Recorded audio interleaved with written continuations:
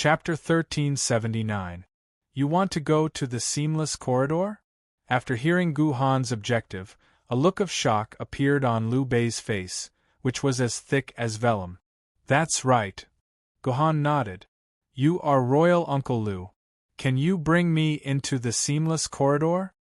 If I had known that your goal was to go to the seamless corridor, I would have brought you there even if I didn't hold third brother hostage. Liu Bei let out a sigh of relief. At the same time, he looked at Guhan with extreme curiosity. The seamless corridor is deep within the core of the Martyr's Palace. Do you really have the guts to follow me in? That is a place that even Jiandi can't return from. It's fine, Guhan said calmly. Then let's go. Liu Bei opened a void door. Without any hesitation, Guhan walked into the void door. The Martyr's Palace's headquarters was located in a dimensional space. Without guidance, it would be very difficult to find the location of the Martyr's Palace's headquarters. That was why Guhan had gone to CD City to look for Liu Bei. He hoped to use this big shot to enter the Martyr's Palace's headquarters. Under Liu Bei's guidance, Guhan arrived at the world's highest peak, Mount Everest. The entrance to the Martyr's Palace's headquarters was at the peak of Mount Everest.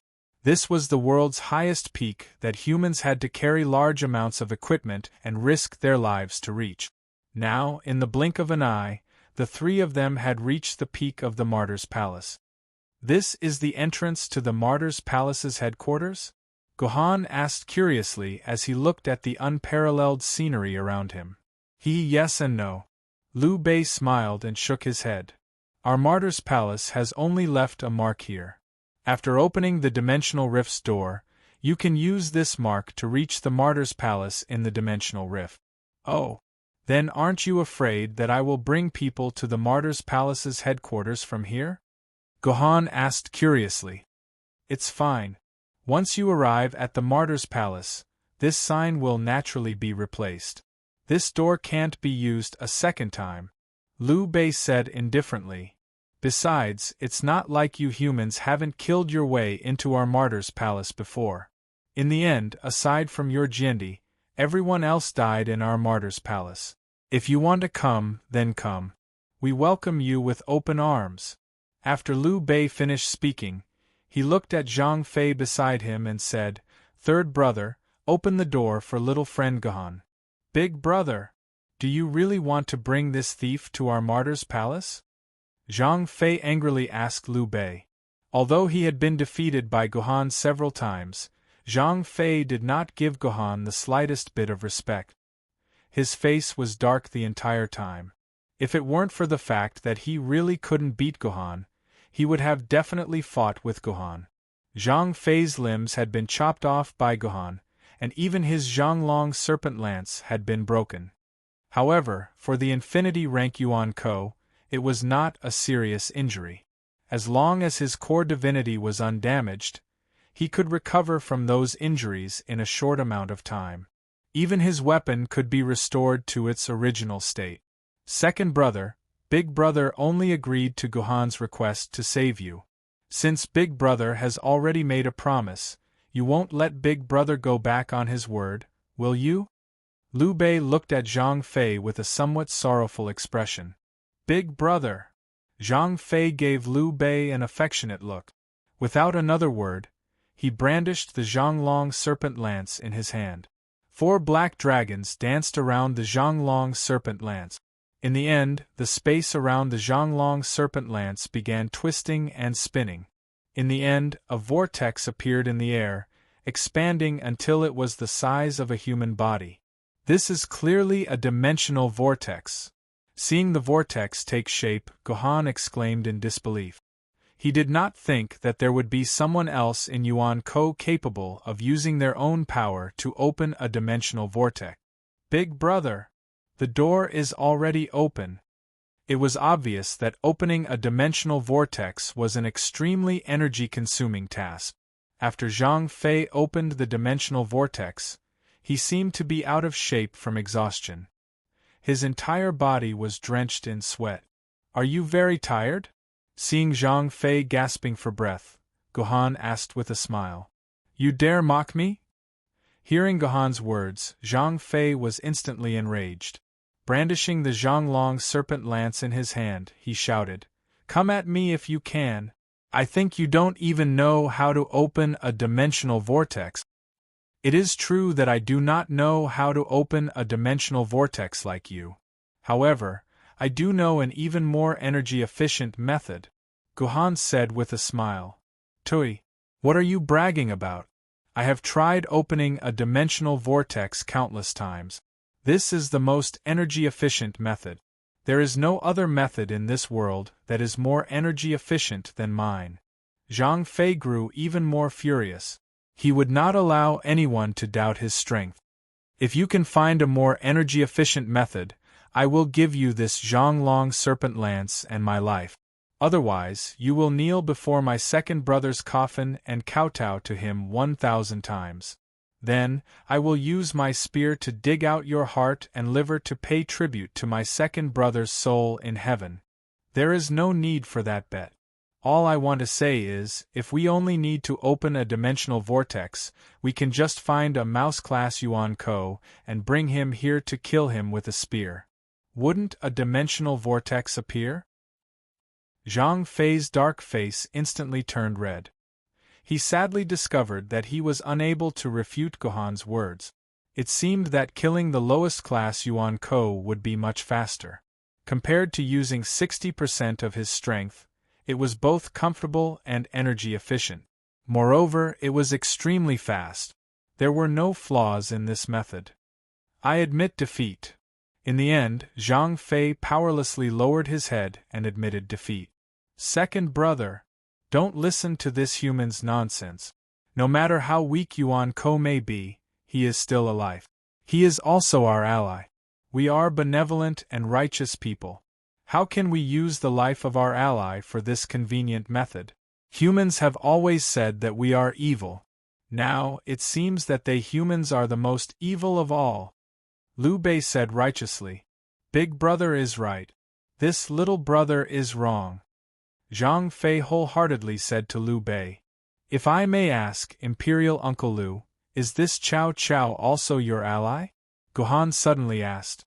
Cao Cao is a traitor of my Han dynasty. I, Liu Bei, cannot coexist with him.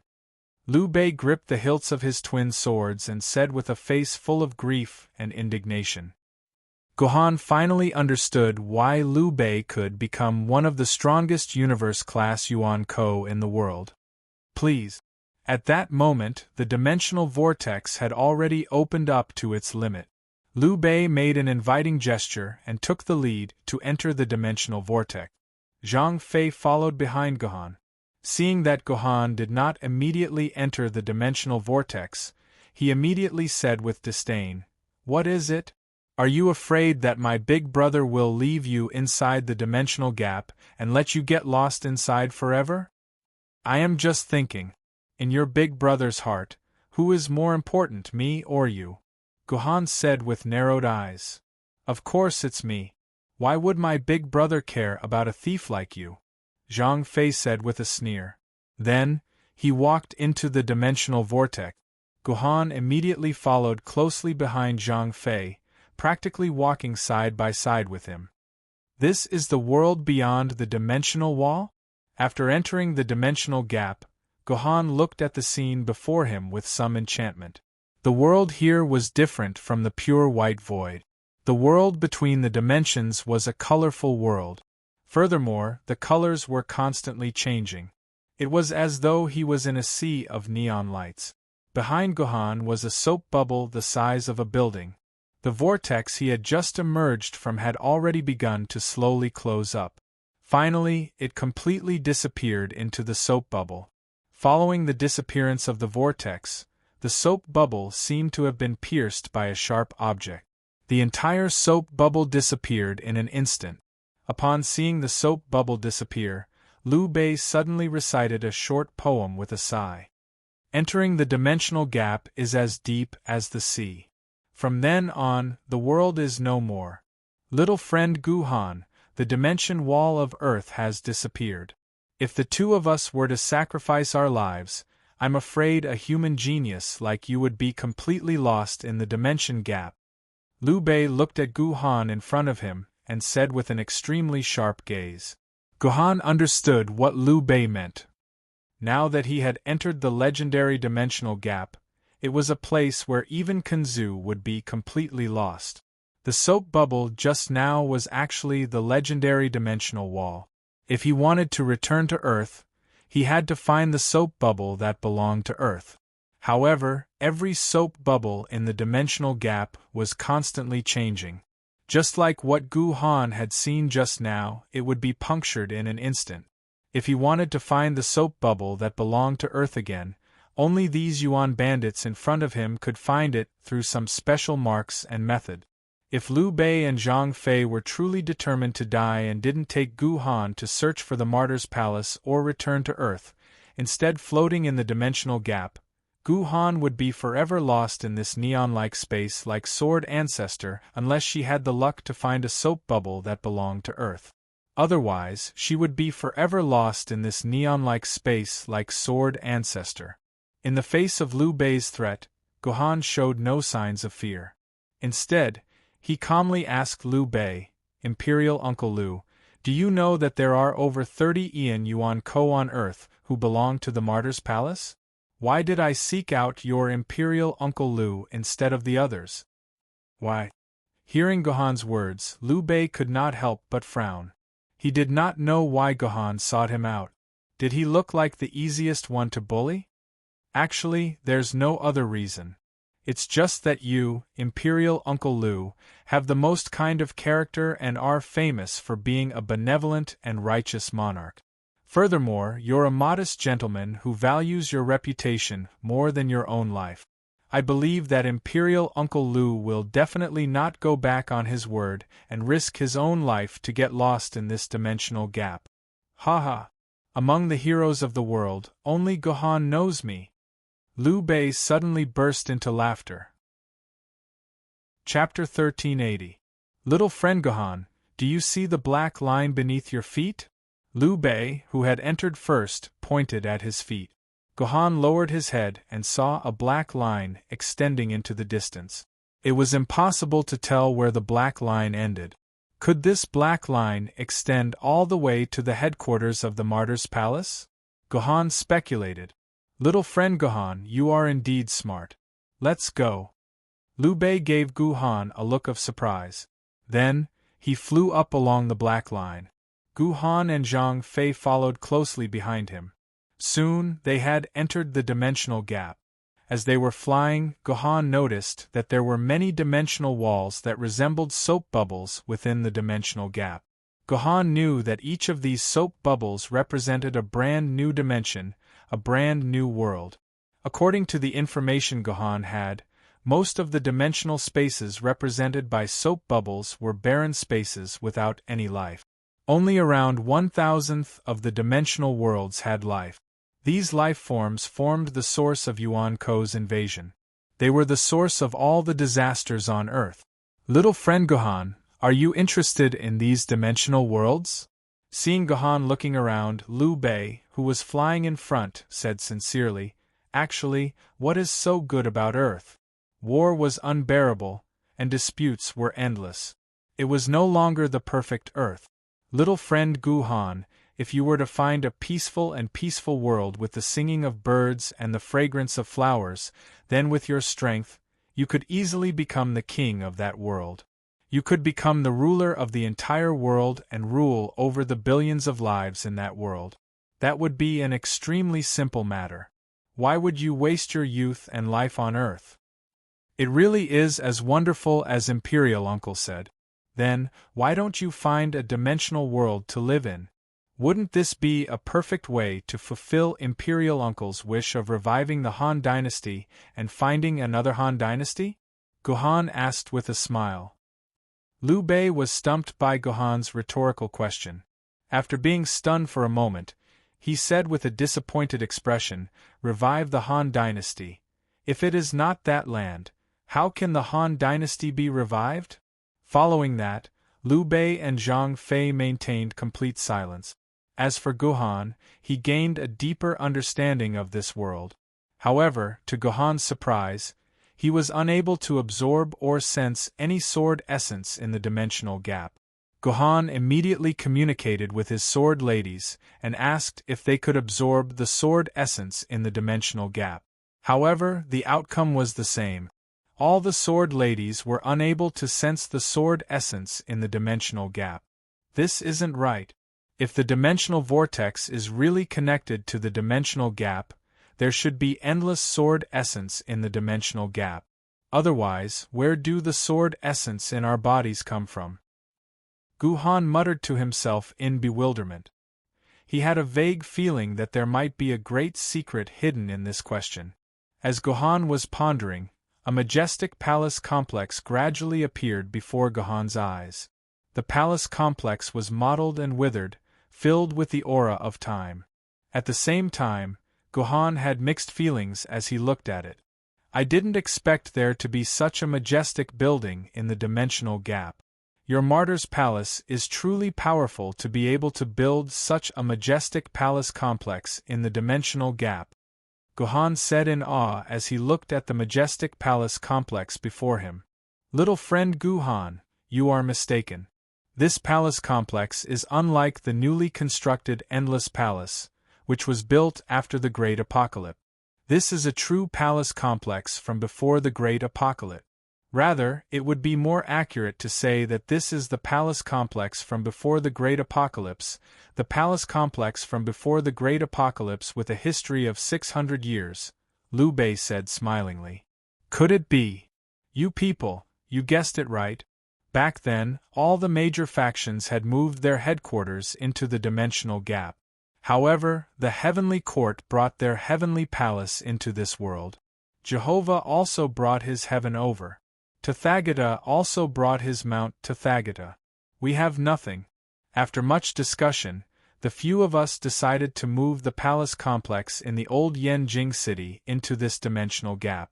That is how the Martyr's Palace headquarters you see now came into being.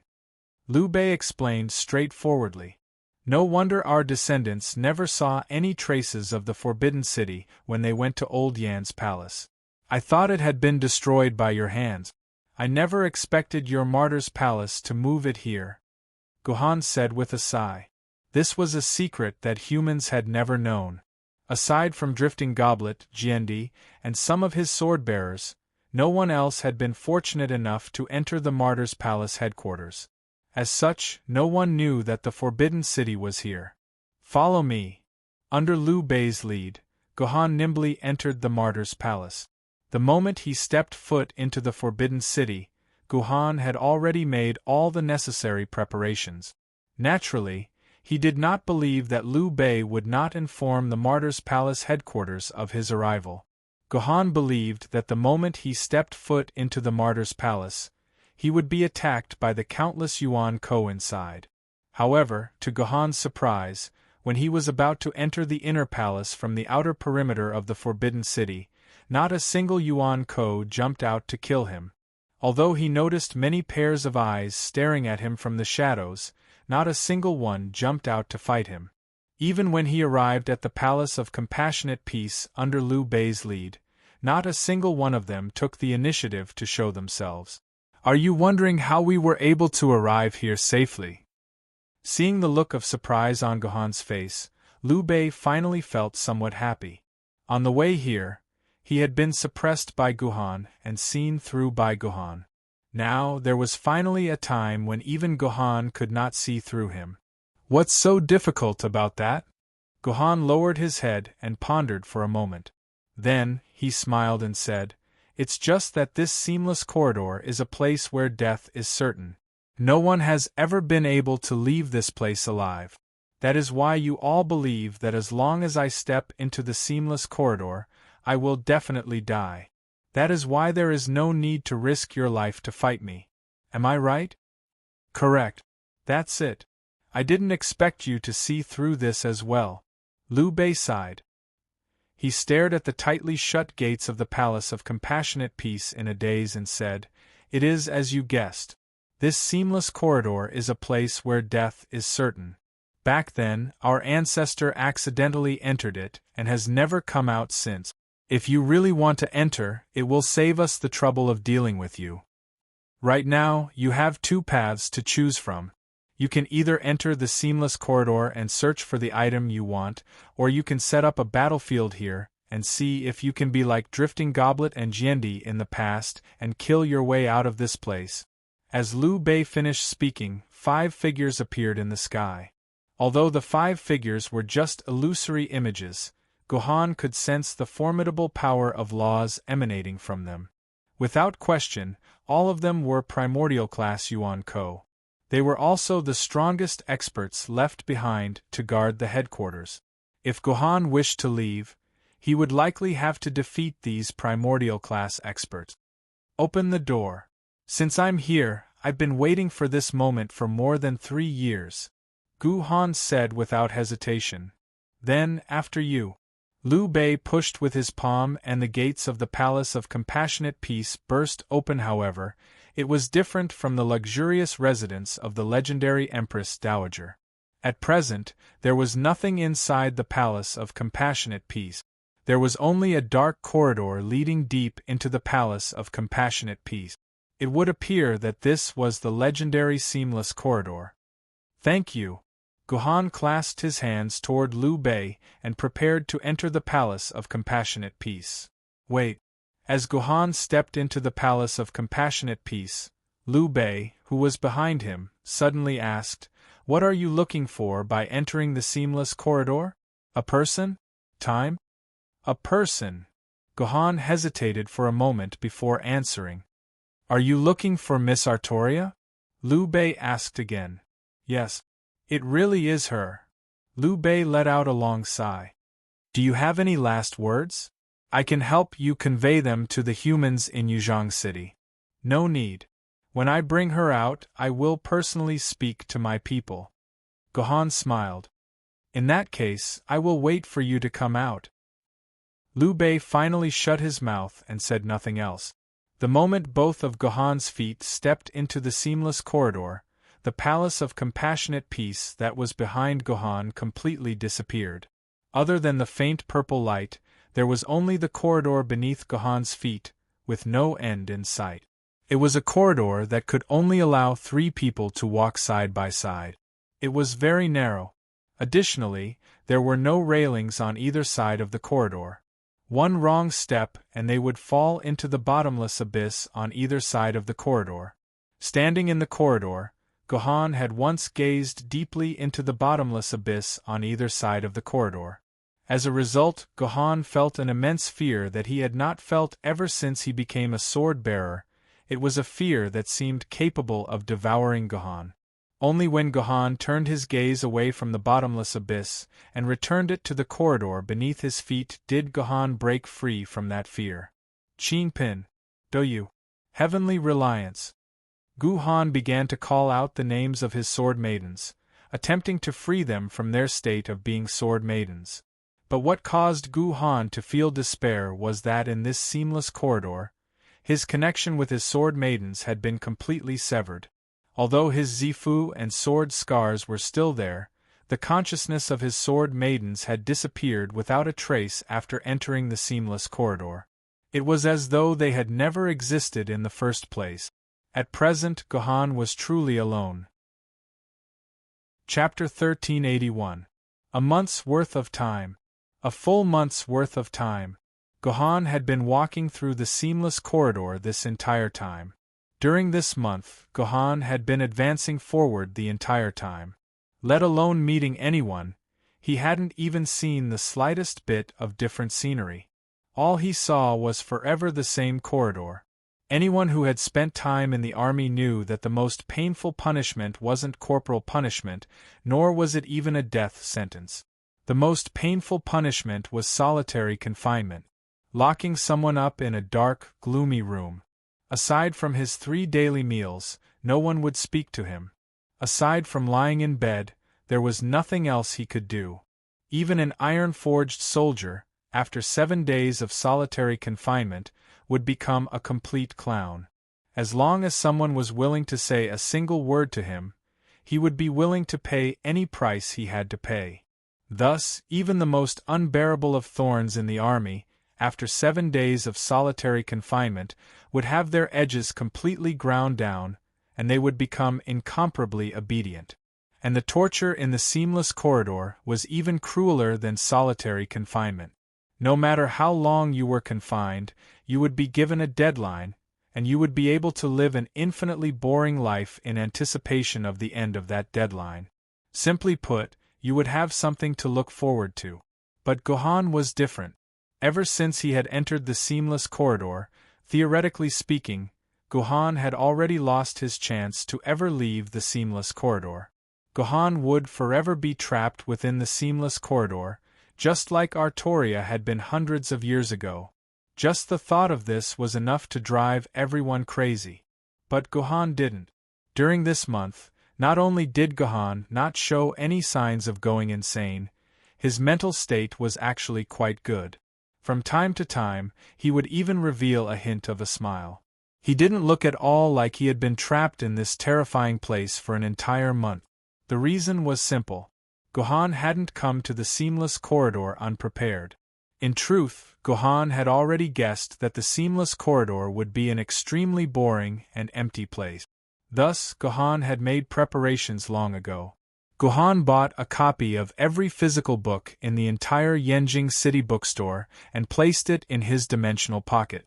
In addition, he downloaded more than 100,000 high-quality online novels through his personal terminal.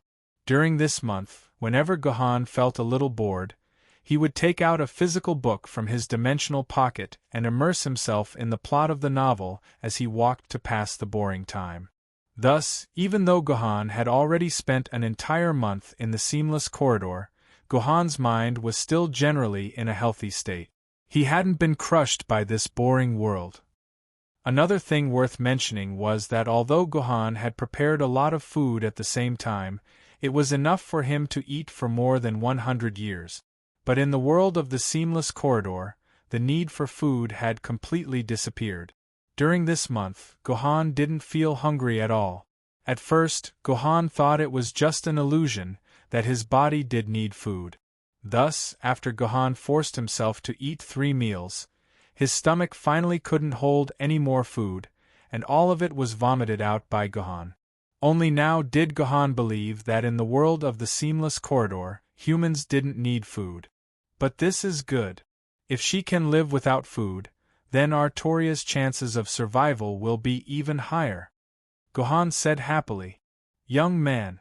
Young man. Gohan didn't know how long he had spent in the seamless corridor. Suddenly, he heard an extremely joyful shout. Soon, Gohan saw a human figure rushing towards him at high speed. If it wasn't for the fact that he felt that this person didn't have any evil intentions, Gohan would have stabbed him with his sword long ago. Wonderful! After waiting for 3 years, I've finally met a living person.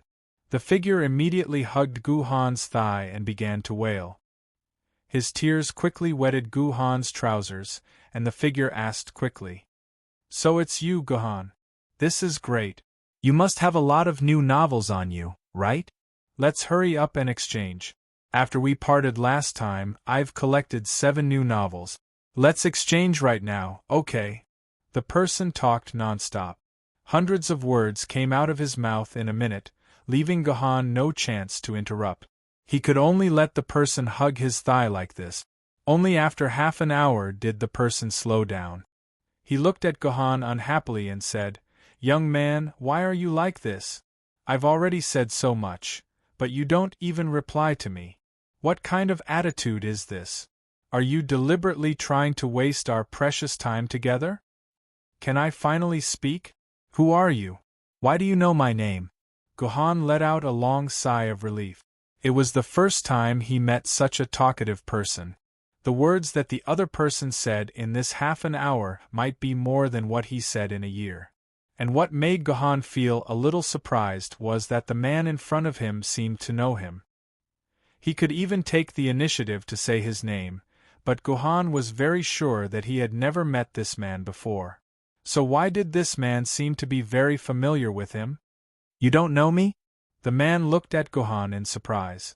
After thinking for a while, he suddenly clenched his fist and said, This can't be the first time the two of us met, right? Of course, this is the first time the two of us met. Gohan was even more inexplicable. What the hell is this? Could it be that this man is a madman? No. This is definitely not the first time the two of us met. No, that's not right. To be precise, this is the first time you met me, but it's not the first time I met you, the man said quickly. Can I trouble you to say it more clearly? Gohan looked at the man in front of him and said with a frown.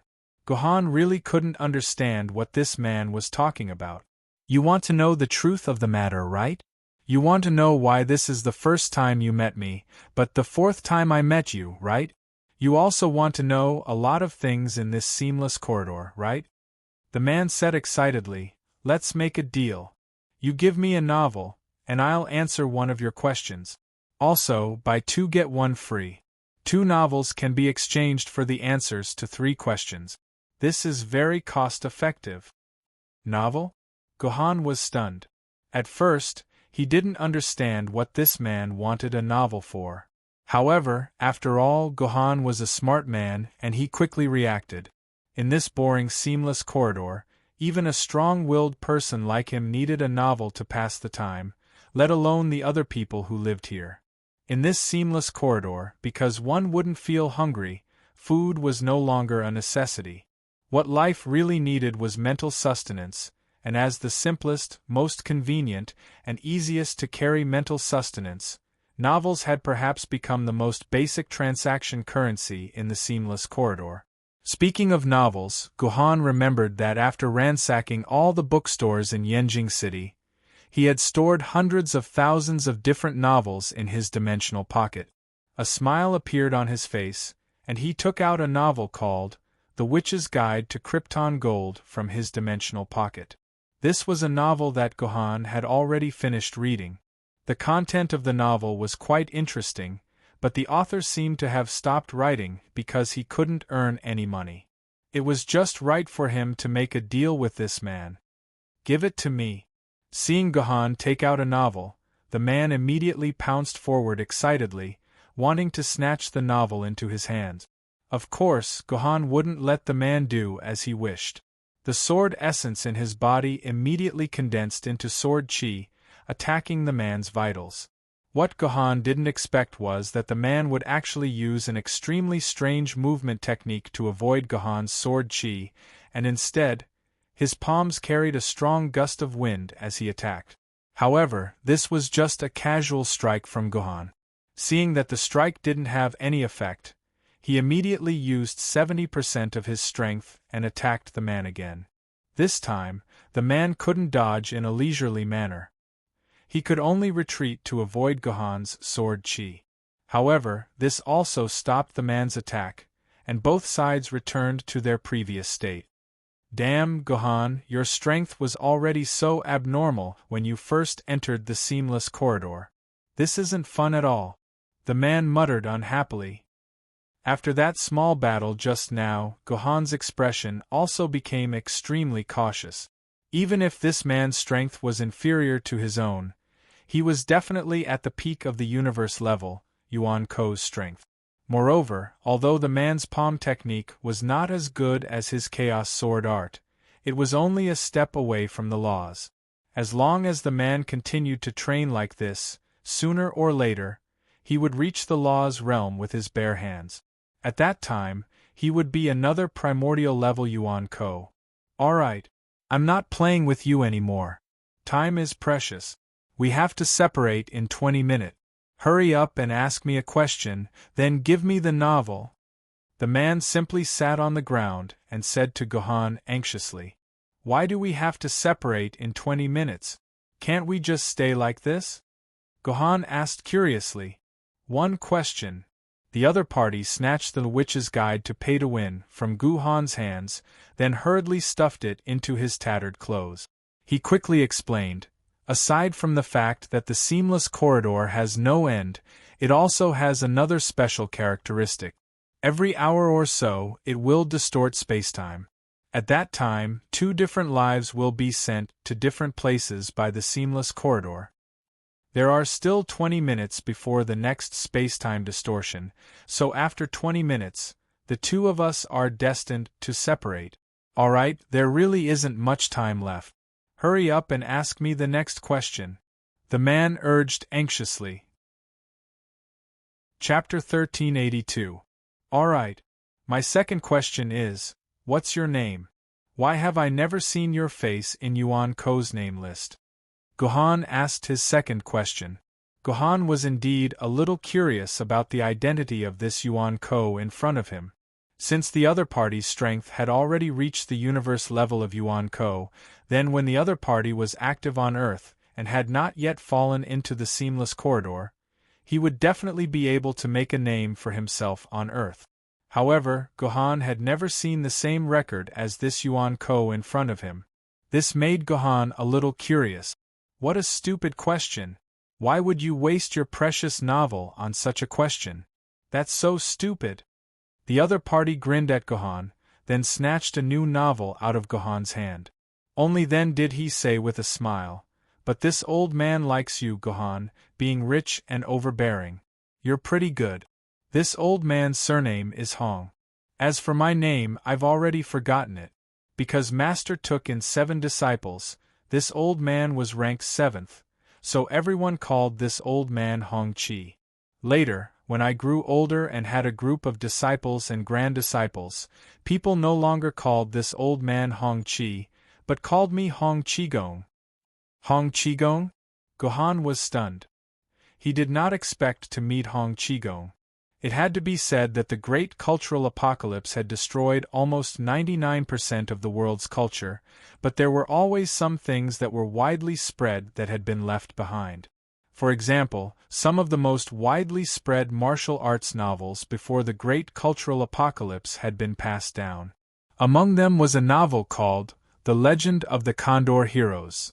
It seemed that the Hong Qigong in front of him was the Hong Qigong from the world of The Legend of the Condor Heroes. It was no wonder that the other party's palm technique was so unfathomable. In the past, Hong Qigong's 18 dragon subduing palms was a martial art that Gohan was very envious of. So it's old gang leader Hong. When Gohan was young, he had also watched The Legend of the Condor Heroes, a classic novel that was remade for the 187th time. Therefore, he casually said the title of Old Gang Leader Hong. "Don't call me that. My beggar sect is gone. How can there be any old Master Hong? You can just call me Qigong," Hong Qigong said nonchalantly. He then extended his hand in front of Gohan and smiled cheekily. "Do you have any more novels? Are there any more questions? Ask them all." "Of course." Gohan voluntarily pulled out a novel and placed it in Hong Qigong's hands. "Dare I ask, Qigong, have you ever met a young miss named Artoria in the Seamless Corridor?" "Artoria?" Hong Qigong thought about it seriously for a while, then shook his head and said, "I've never heard of it nor seen it. By the way, don't you have something called a photo? Show me a photo and I might be able to recall it." "You're right. I didn't think of that." Gohan nodded, then projected a photo from his personal terminal. Hong Qigong squinted at it, then stretched out his hand and said, "This is the 4th question. Here." Gohan had no choice but to hand the 4th novel to Hong Qigong. Didn't they say buy 2 get 1 free? Hong Qigong put away the novel and immediately shook his head vigorously. "I've never seen her, never seen her." Gohan wanted to hit someone. "Alright. Don't be angry, I'll give you a question." Hong Qigong was tactful. Seeing Gohan's unfriendly expression, and considering how much he wanted the novel in Gohan's hands, he pretended to be generous and said, "Actually, if you ask me if I've seen this little girl named Artoria, I can't really say.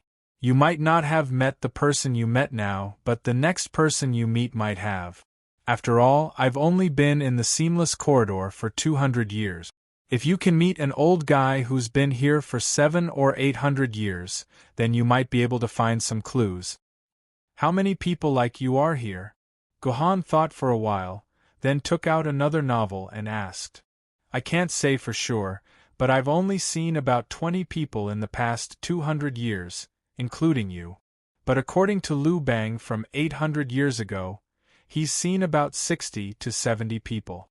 That means there are at least 70 people trapped here. Oh, right, Liu Bang from 700 years ago also asked me to pass you a message on his behalf. He said that the next time you meet him, bring the 3rd volume of The Heaven Sword and Dragon Saber to him. He wants to read that book so much that he's going crazy. He used to weigh more than 180 pounds, but now he's only 150 pounds. He's really quite pitiful. Liu Bang from 800 years ago? Liu Bang from 700 years ago? And he's asking me for the 3rd volume of The Heaven Sword and Dragon Saber? Gohan looked confused. He had no idea what Hong Qigong was talking about. But this wasn't the first time he was confused. When Gohan first met Hong Qigong, he already felt that something was wrong. Very confused, right? Doesn't it feel strange? Seeing the confused look on Gohan's face, Hong Qigong suddenly laughed happily. Come. This is a big question, the most important question in the seamless corridor. If you want to know the answer to this question, then you have to give this old man at least 5 novels. Otherwise, you can go and guess for yourself. Pa. Without another word, Gohan took out 5 novels and threw them on the corridor. Damn it, I knew you had a good collection. My God, how many novels do you have on you? Hong Qigong looked at the 5 novels in front of him and started drooling. He hugged all of them into his arms and kissed each of them hard. Then, he started to explain in satisfaction, Actually, I said just now that this place changes time and space every hour. Please note that I said time and space, not space. This means that not only does space change, time itself is also changing. Hong Qigong sighed and said, Whether it's space or time, they're all cut into pieces. Every hour they'll be randomly messed up. The next time you see this old man, it'll be this old man in a random point of time. This old man isn't lying to you. This old man has indeed seen you 3 times before. 3 months after you entered the seamless corridor, 1 year after you entered, and 2 years after you entered. The 3 times I saw you were in the 78th year, the 98th year, and the 142nd year since I entered this corridor. Do you understand what I'm saying now? I understand. Gohan nodded with an ugly look on his face. Although Hong Qigong's words were a bit erratic and self-centered, given Gohan's intelligence, he naturally understood what Hong Qigong was saying. The seamless corridor truly was an incomparably marvelous place. On Earth, time flowed in a linear fashion, second by second, forming a straight line. Although there was a way to travel through space-time and return to the past, that was only for a single individual. The flow of time in the entire world was irreversible. But this seamless corridor was completely different. Time and space were no longer linear to the seamless corridor, they were piecemeal. The seamless corridor was like a world of building blocks that were arranged in a straight line, and each building block represented an hour of time. In a normal world, it would be very difficult for this straight line of building blocks to change. An external force might be able to move a speck of dust from one building block to another, but it would not be able to move the entire building block to a certain position. But the seamless corridor was different. Every hour, all of the building blocks that made up the seamless corridor would be completely disrupted by a pair of invisible hands, and then they would be pieced together into a completely new straight line. In this way, a building block that belonged to year 3022 would be placed in the position that belonged to year 2022, while the building block of year 2022 would appear in the position of year 2587. In short, all of time would be completely disrupted once, so the future Gohan might also encounter the past Hong Qigong. In terms of time, anything was possible. This question is indeed worth 5 novels. Thank you for telling me so frankly, Qigong. Otherwise, I would have been lost in this world. Gohan thanked Hong Qigong. This was indeed a very important piece of information, and it gave Gohan a whole new understanding of time in the seamless corridor. At the same time, it also gave Gohan an even more important piece of information. Since Hong Qigong said that he had encountered his future self, that meant that he had spent at least 2 years in this world of the seamless corridor. When he heard this piece of information, Gohan's heart thumped. According to Gohan's original plan, he had hoped to solve Artoria's problem within a year, but he didn't expect that it would already be 2 years. To Gohan, this was undoubtedly a huge blow. He didn't know what the human world would be like in 2 years. Could Lu Shihua really handle the task he had given her? Qigong, I have another question. Just as Gohan was about to ask Hong Qigong for guidance, the world of the seamless corridor suddenly began to flicker. This change was not too surprising to Gohan, because he could see such changes almost every hour. But Hong Qigong's expression suddenly changed, and he said unwillingly, "Hey! Space-time is about to change again. It wasn't easy to meet a living person like you, but in the end we have to separate again. This old man really wants to change a few more books." As soon as Hong Qigong finished speaking, he instantly disappeared in front of Gohan, and Gohan once again returned to being alone. Helpless, Gohan could only continue walking forward, hoping that he would be able to meet other people left behind in the seamless corridor. In the end, he walked for another month. And just as Gohan was feeling a little tired, a slender figure suddenly appeared at the end of the corridor, causing Gohan to become extremely excited. "That's Artoria's figure. There's no mistaking it, that's Artoria's figure," Gohan muttered in his heart in surprise. Then, he sprinted forward, chasing after the figure of Artoria in front of him. After 4 years of waiting, Gohan had finally found that person. Chapter 1383. It's you. Looking at the man running towards her anxiously, Artoria obviously recognized Gohan. She quickly revealed a frosty expression and said, "Gohan, I've already said that I don't need you to save me. Don't bother me anymore. Even if I can't beat you, I don't need you to save me." Gohan was dumbfounded. In fact, this was the first time he met Artoria in real life, and it was also the first time he met her in the seamless corridor. He and Artoria hadn't exchanged a single word. How did he suddenly make her hate him? Gohan wanted to ask for an explanation, but at that moment, the space and time of the entire seamless corridor began to change again. When everything returned to normal, Artoria had already disappeared before Gohan's eyes. It seems that although this is the first time I met Artoria, it's not the first time Artoria met me. The Artoria I met belongs to the future to me, and the current me is already a person of the past to Artoria. Gohan was not stupid. After a short moment of thinking, he understood what had just happened. He must have met the Artoria from the future. Compared to the Artoria from the past, something must have happened between the two of them. That was why Artoria was so disgusted with him. This discovery made Gohan a little happy, but also a little worried. He was happy that he would definitely meet Artoria again in the future. On the other hand, he was worried that something would happen to him in the future that caused a conflict between him and Artoria. However, Gohan believed that he would be able to explain this conflict to Artoria sooner or later. In the following time, Gohan wandered aimlessly for about a month before finally meeting a living person for the 3rd time. But what Gohan did not expect was that the person he met this time was Hong Qigong again. But the Hong Qigong he met this time had become extremely weak. He was lying on the ground like a dead man. When Gohan walked to his side, he barely raised his head and looked at Gohan weakly. "Little brother, do you have a novel to read? Here you go." Gohan took out a novel from his dimensional pocket and gave it to Hong Qigong. Hong Qigong instantly became spirited. He picked up Gohan's novel and sat directly on the ground of the seamless corridor. He began to carefully read the novel in his hand word by word, completely ignoring Gohan.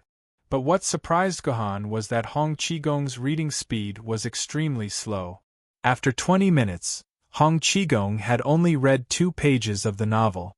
These 2 pages added up to less than 500 words. It took him 2 to 3 seconds to read each word, which meant that it would take him 20 minutes to finish. This two-dimensional empire is too badly written. The protagonist's character is too cowardly, and there's no depth to the writing. It's obvious that it was written by a person who often skipped work. Gohan had no idea how Hong Qigong deduced that the author of this two-dimensional empire was a writer who often skipped work based on the protagonist's character. But at least Hong Qigong had become normal. He was no longer weak and had become a normal person. Thank you, little brother. If it weren't for your novel, I probably wouldn't have been able to stand the torture here and would have been ready to commit suicide. Although this novel is really badly written, and the names in it are too strange, as if they are all Japanese names. Hong Qigong said to Gohan gratefully. It's okay. As long as I can help Senior Qigong. Gohan said with a smile. Hey, you know my name, so this isn't the first time you've seen me? Hearing Gohan say his name, although Hong Qigong was a little surprised, he still spoke very normally. That's right, I met you 2 months ago. At that time, it was all thanks to you explaining the rules of this world to me. Otherwise, I would still be in the dark and not know anything. Gohan said with a smile. I also told you about the rules of this world? Hong Qigong blinked his eyes. It seems that you must have met me in the future. By the way, which era did you meet me in? How was my life at that time? Are you living in pain? Of course, Qigong lived happily. At that time, Qigong was much more energetic than now. Gohan said with a smile. That's good. It's good that you lived happily in the future. By the way, did the future me tell you how many years I entered this world? Hong Qigong continued to ask. I think it was more than 700 years. Gohan replied after thinking for a while. What? Hearing Gohan's answer, Hong Qigong was instantly stunned. He stayed in place for a few minutes, and his emotions broke down in an instant. He cried like a child. It's over. 700 years, I've actually stayed in this *TTY world for 700 years. It's over. I've been here for 78 years, and I'm about to commit suicide. I have to stay here for another 632 years. Well, that's not necessarily true. Maybe you'll meet me in the future 1,000 years later. Wow. I don't want to live anymore.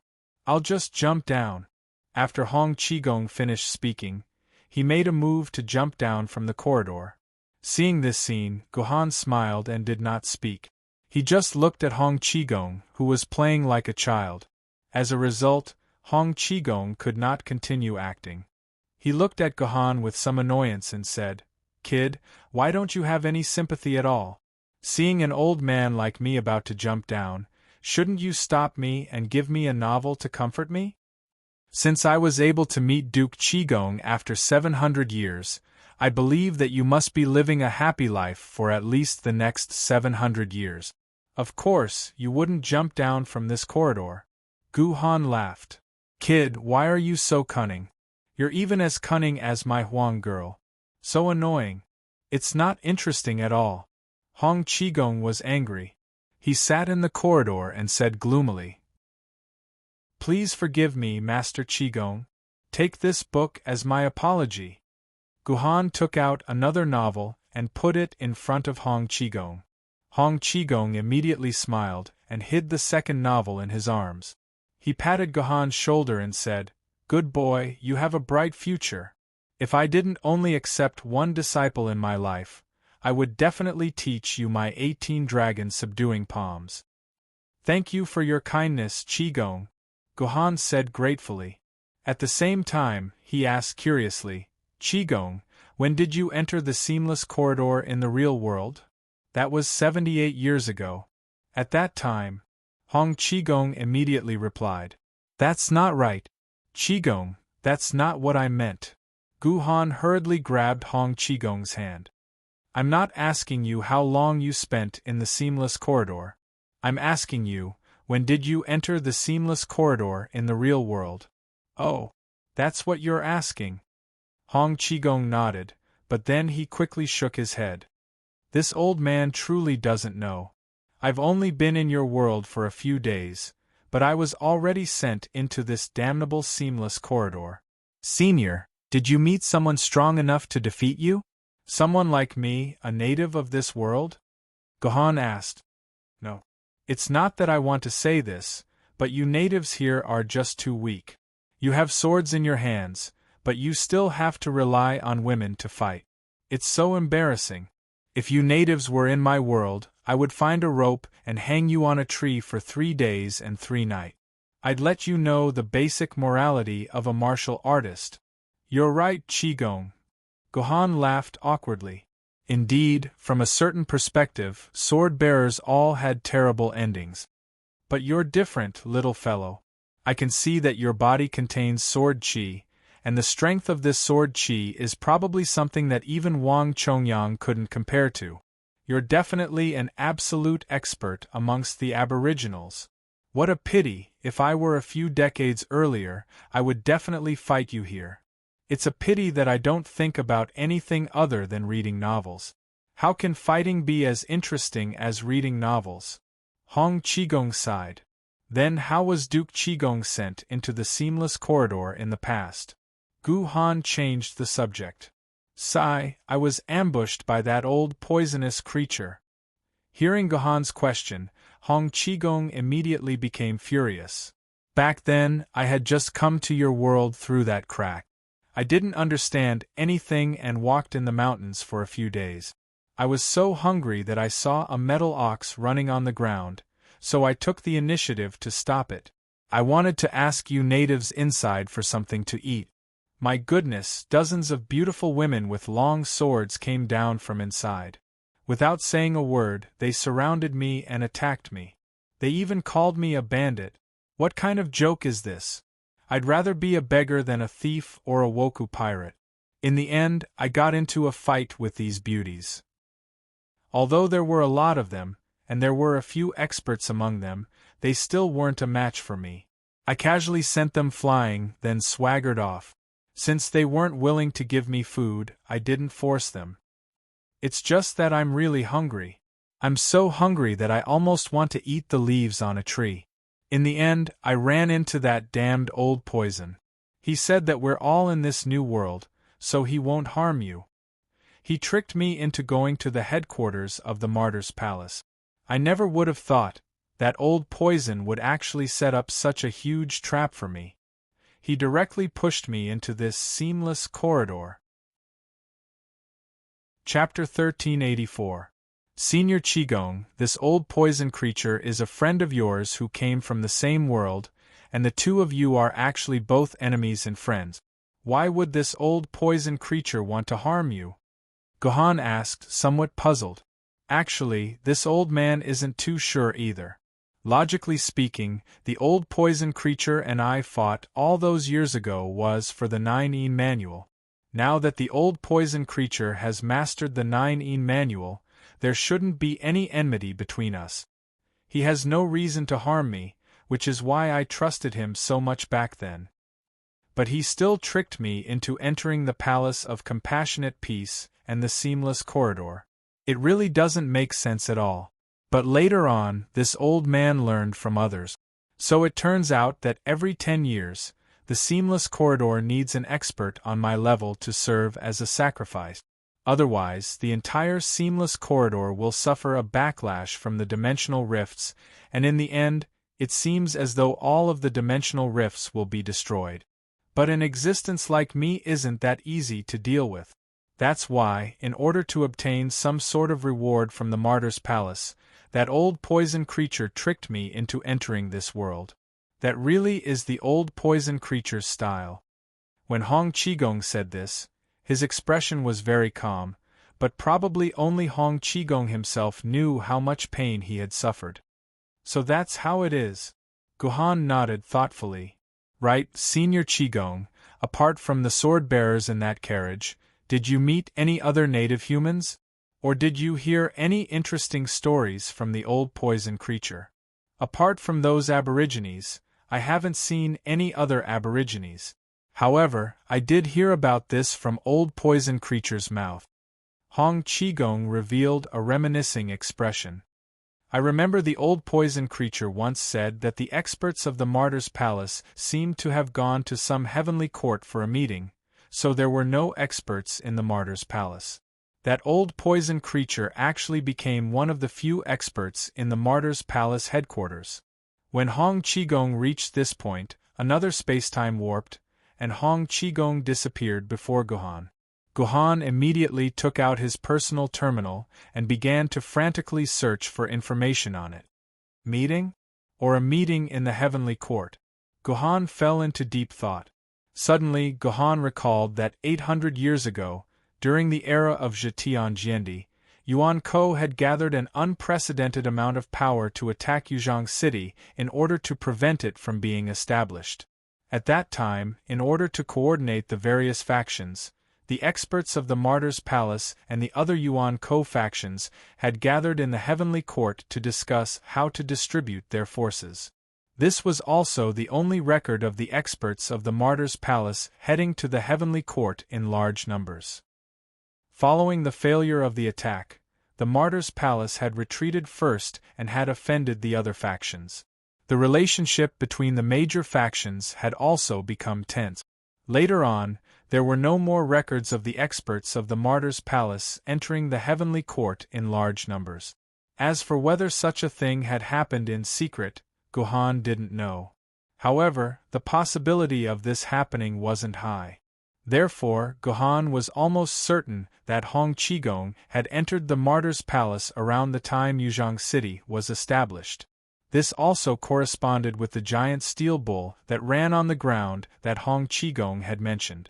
This was because 800 years ago, humans hadn't yet mastered the technology of maglev flying cars. All means of transportation were still cars from before the apocalypse, which was why they ran on the ground. This is really interesting. I actually met Hong Qigong from 700 years ago. Did I return to 700 years ago, or did Hong Qigong come to 700 years later? Gohan narrowed his eyes and muttered to himself. What Gohan didn't expect was that just 3 days after saying goodbye to Hong Qigong, he would meet the third trapped Yuan Ko. Moreover, the other party also recognized him.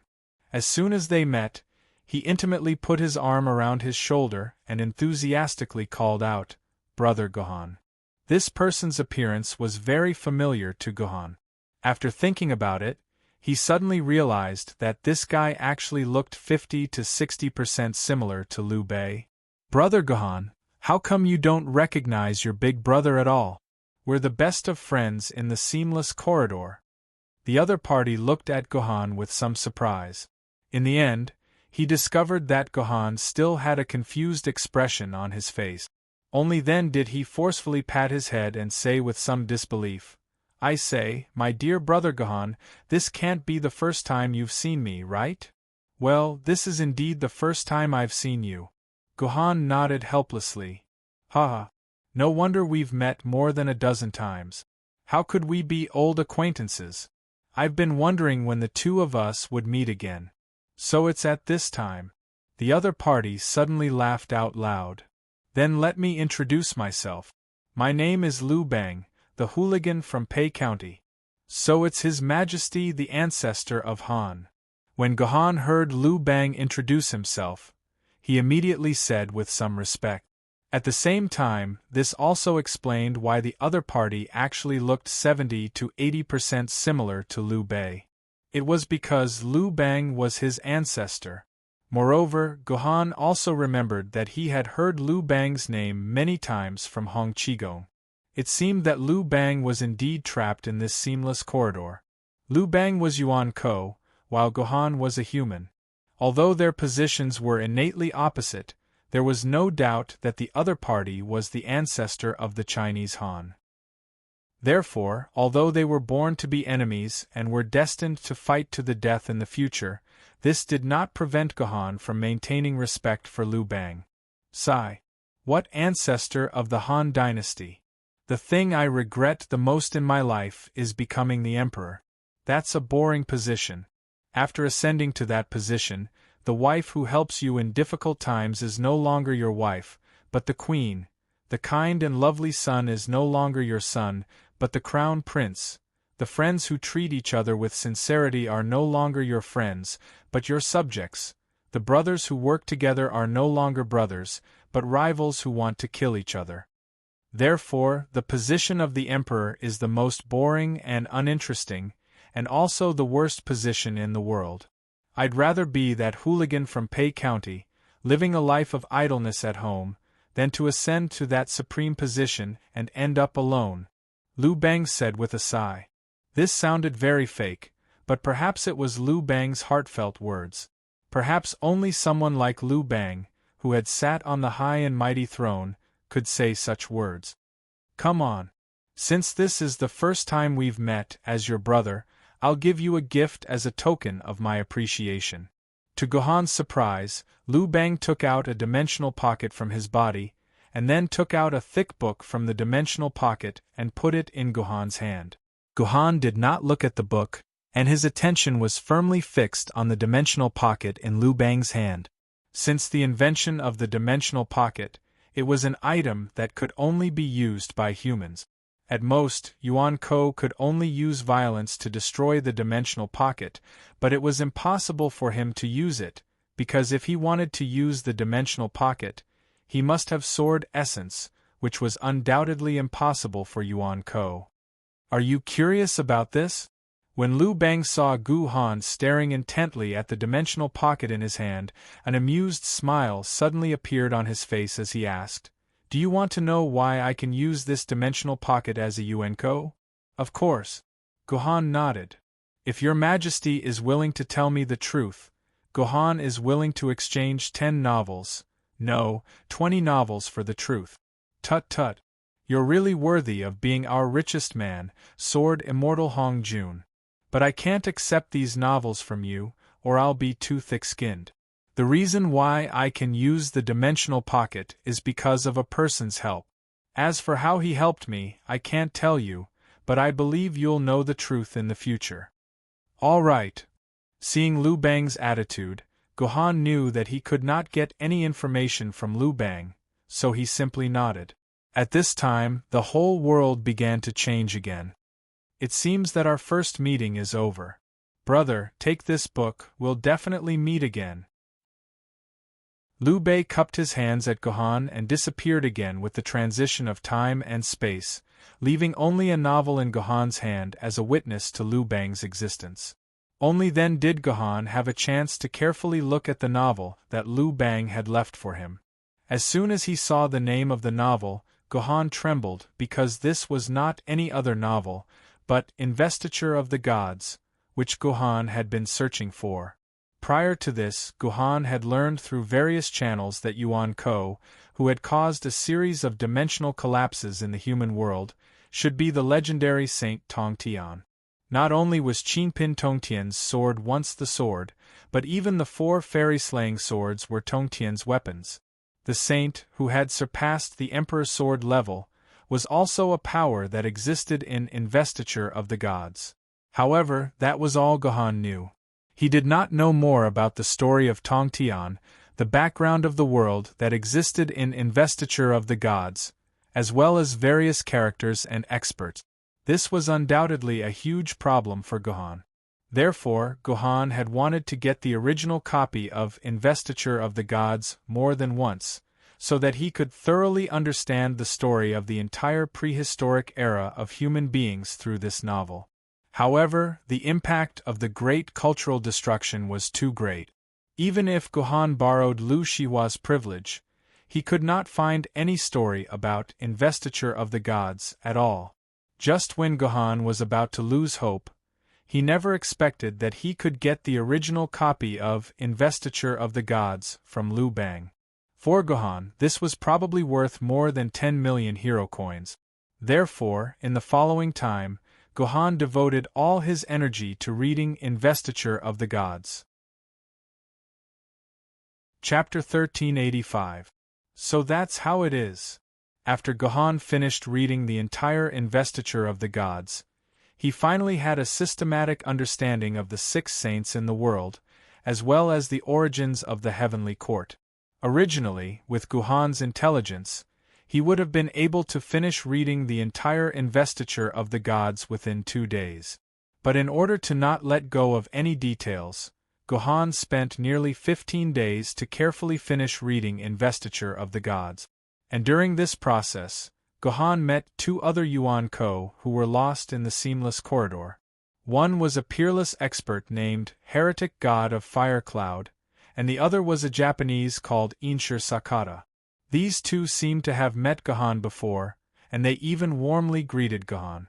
Gohan learned some information from them, and he knew that they were sent into the seamless corridor as sacrifices around the years 2600 and 2700 AD. Both the Heretic God of Fire Cloud and Inshur Sakata were extremely powerful. At the very least, they had the power of a universe-level bandit. But according to what Inshur Sakata had said, he was the weakest of all the people he had met in the seamless corridor. In other words, the lowest power limit for the sacrifices was the Yun-level Yuan-ko. This also explained one of the biggest questions in Gohan's mind. Why did so many outstanding Yun-level Yuan-ko suddenly disappear without a trace, and there were no records of humans killing them? Now it seemed that these Yuan-ko were all thrown into the seamless corridor as sacrifices. But this also made Gohan even more curious. What kind of existence was the seamless corridor? It actually forced the Yuan-ko to throw a powerful Yuan-ko into it as a sacrifice every 10 years. And Gohan also asked the 2 people he met, but they both shook their heads, saying that apart from knowing that if they didn't throw in sacrifices, the seamless corridor would further devour dimensional spaces, they didn't know anything else. Devouring dimensional spaces sounded like a reasonable explanation, but when he thought about it, it didn't make much sense. Dimensional spaces were so big that they were even bigger than the entire universe. So what if the seamless corridor devoured a part of such a huge space? Time slowly passed. By the 4th month of Gohan's stay in the world of the seamless corridor, Gohan suddenly encountered someone he would never have guessed would be here. Sister Michin. Gohan called out the name of the person in front of him in disbelief. This was because the person who appeared in front of Gohan was his god-sister, Misaka Michin. Although Gohan was very happy to see someone he knew, the problem was that Misaka Michin was in the seamless corridor. A month before Gohan entered the seamless corridor, he had contacted Misaka Mikoto, hoping that she would be able to help his disciple, Lu Shihua, if it was within her capabilities. With the existence of the mayor of the seamless corridor was one of the safest places on Earth. How could Misaka Michin suddenly appear in the seamless corridor like him? With the existence of the mayor of Freedom Metropolis was one of the safest places on Earth. There was no way Misaka Mikoto would suddenly appear in the seamless corridor like he did. Could it be that something happened in the future that caused Misaka Michin to be captured as a sacrifice? Gohan immediately thought of a possibility. At first, Gohan instinctively thought that Misaka Michin was imprisoned in the seamless corridor before he entered, so Gohan was very puzzled. However, Gohan neglected one thing. In this world of the seamless corridor, the person he met might not necessarily be the Misaka Michin from the same time period or before him. It was very likely that he would meet a Misaka Michin who entered the seamless corridor a few hundred years later. Who could say for sure what would happen a few hundred years later? Therefore, the current Misaka Michin might have been captured into the seamless corridor a few hundred years later in the real world. That would explain why he was able to meet Misaka Michin. With that thought in mind, Gohan became even more excited. If Misaka Michin was really captured a few hundred years later, it would mean that she already knew what was going to happen in the future. She would also know whether he would be able to escape with Artoria from the seamless corridor in the future. That would be equivalent to him knowing the future. With that thought in mind, Gohan rushed up to Misaka Michin and asked, "Who are you? Why are you so close to me? Get away from me." What surprised Gohan was that Misaka Michin's first reaction upon seeing him was to release a strong electric current from her fingertips. Fortunately, Gohan's reflexes were extremely quick. The moment the electric current appeared, he jumped behind Misaka Michin and avoided her attack. "Sister Misaka, don't you recognize me?" Gohan said with a headache when he saw Misaka Michin's reaction. "Humph, that's such an old pickup line. You should tell your sister about it. Although I don't know where you heard of my name, if you dare to come within 5 meters of me again, I'll let you have a taste of my super electromagnetic gun." Misaka Mikoto took out a small coin from her pocket. Gohan, who knew Misaka Mikoto very well, knew what it meant when Misaka Mikoto took out a coin. However, Gohan was not afraid of Misaka Michin's super electromagnetic gun. Such an attack would not be able to hurt the current Gohan. However, when Misaka Michin used the godly electromagnetic gun, Gohan would still be a little afraid. After all, the godly electromagnetic gun could already hurt Gohan's body. "Miss Michin, why don't you recognize me? I've never heard that entering the seamless corridor will cause one's memory to disappear. Could it be that my guess just now was wrong and things are not like this?" Gohan thought to himself. Misaka Michin did not seem to want to talk to Gohan at all. The two of them fell into silence. After a few minutes, the arrogant Misaka Mikoto could no longer hold it in. After hesitating for a while, Misaka Mikoto suddenly asked Gohan, "Hey, let me ask you. Have you ever seen a man who's slightly taller than me, likes to wear a white shirt and black pants, has messy hair like a hedgehog, and has a right hand that can make all superpowers disappear?" That's right. Gohan did not know how many minutes had passed. After hearing Misaka Michin's description, Gohan thought for a while and said, "Miss Michin, are you talking about a guy called Jojo Doma?" "That's right. It's that guy. You've met that guy here, right? Where is he? Which direction should I run in to find him?" Misaka Michin became extremely excited when she heard Gohan's words. "It doesn't matter which direction you run in. Once the space-time here changes, the distance will change as well. It's the same no matter which direction you run in," Gohan replied calmly.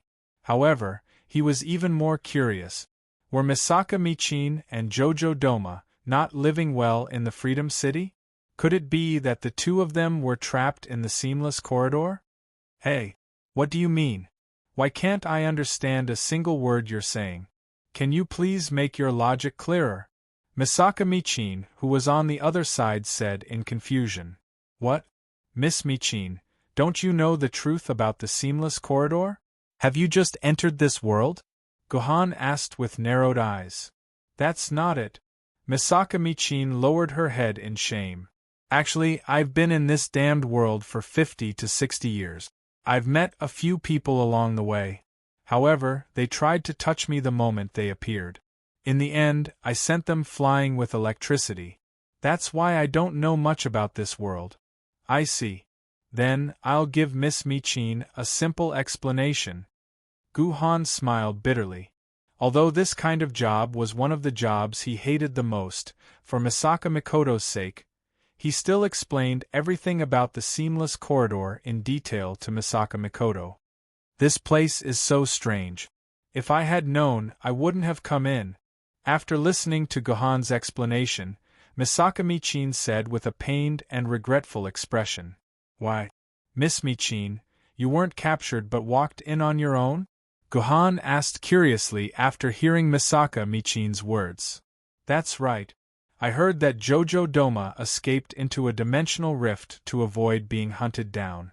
Therefore, I sneaked in and wanted to rescue that guy. In the end, I didn't expect to find him after 50 to 60 years. It seems like I'm too gullible." "He's not even here," Misaka Michin said with a bitter smile. "Miss Michin, may I ask, when did you come in? When you came in, were there any powerful human sword-bearers in that world?" Gohan immediately asked. To confirm the time when Misaka Michin entered, he could only confirm it through the famous sword-bearers. What sword-bearers? I've never heard of them. I've never heard of such a name. Misaka Michin tilted her head and looked at Gohan in confusion. Gohan was even more confused. Could Misaka Michin's memory have really been erased before she entered? Otherwise, how could she have never heard of the word sword-bearers? However, the problem was that Misaka Michin still remembered her old lover, Jojo Doma. Looking at her blushing face when she mentioned Jojo Doma, it was obvious that she had a deep impression of him. Could someone really erase Misaka Michin's memory? Wait, don't tell me the sword-bearers you're talking about are those strange humans who can turn swords into young girls to fight. Suddenly, Misaka Michin revealed a look of realization and said, "Aren't those people called swordmen? Since when were there sword-bearers?" Misaka Michin blinked and said with a puzzled expression. Chapter 1386. Swordsman was a name that humans were ashamed of. Therefore, it was buried deep in the river of history. Other than some professional history textbooks that would mention it, most humans did not know about it. The name swordsman appeared on the 12th day after the apocalypse, which was when some humans in the old Yenjing city began to synchronize with the sword ladies that appeared in large numbers. In the end, they discovered that they had the power to fight against Yuenko. In the end, they were unified by the government, and the government gave them a unified name. At that time, in order to make it easier to remember, the government gave the name swordsman. The sword ladies were not called sword ladies, but sword slaves. At that time, humans were focused on the battle, so they were not interested in whether the name swordsman sounded good or not. It was only when humans retreated into the dimensional gap that they began to recuperate for about 10 years. Then, some people suggested that the name swordsman was not nice to hear and was an insulting name. Later on, Kanzu stood his ground and changed the name to sword wielder. It was said that this was the name that Kanzu had thought of from the beginning. However, after he arrived in Yenjing City, due to the strong control of the government, Kanzu had no choice but to listen to the government and accept the name swordsman. Later on, when humans realized that the sword lady was the foundation of battle and the name sword slave was a huge insult to the sword lady, humans changed the name of sword slave to sword lady. Since then, the name had never been changed. After the appearance of sword wielder, Yuan Ko also changed the name to sword wielder, and the name sword wielder was no longer heard. Therefore, the name swordsman had not existed for more than 3 years in human history. This meant that only Yuan Ko, who was active 3 years before the apocalypse, would say the name swordsman. However, based on Gohan's understanding, Misaka Mikoto was used to being called sword wielder. When they were together, Gohan had never heard Misaka Mikoto say the name sword wielder. However, not only did Misaka Mikoto not know the name of sword wielder, but she had also said sword wielder's name. Excluding the possibility that Misaka Mikoto was deliberately using the name to insult Gohan, there was only one explanation. Misaka Mikoto had never heard of the name sword wielder. Gohan could not help but feel excited. Could it be that Misaka Mikoto was Miss Mikoto? When you entered this place, were humans still hiding in the dimensional rift? Before Gohan could finish his sentence, the world began to change again. Misaka Mikoto disappeared before Gohan's eyes. Let me analyze this. If Miss Mikoto really entered the seamless corridor 3 years ago when humans were still called sword wielder, doesn't that mean that Miss Misaka Mikoto had entered the seamless corridor 1,000 years ago? Gohan made a shocking guess. This guess should not be underestimated. The information contained in it was undoubtedly important to Gohan. This was because Gohan had interacted with Misaka Mikoto for a very long time. He was very sure that Misaka Mikoto was still alive in the real world 1,000 years later. If Misaka Mikoto really entered the seamless corridor 1,000 years ago, didn't that mean that Misaka Mikoto had left the seamless corridor and was able to appear in the world 1,000 years later? If Gohan's guess was correct, It also meant that the seamless corridor was not a place where one could not escape. At the very least, Misaka Mikoto had successfully escaped from the seamless corridor. Moreover, it was very likely that she had escaped with her Jojo Doma. Oh right. I remember now.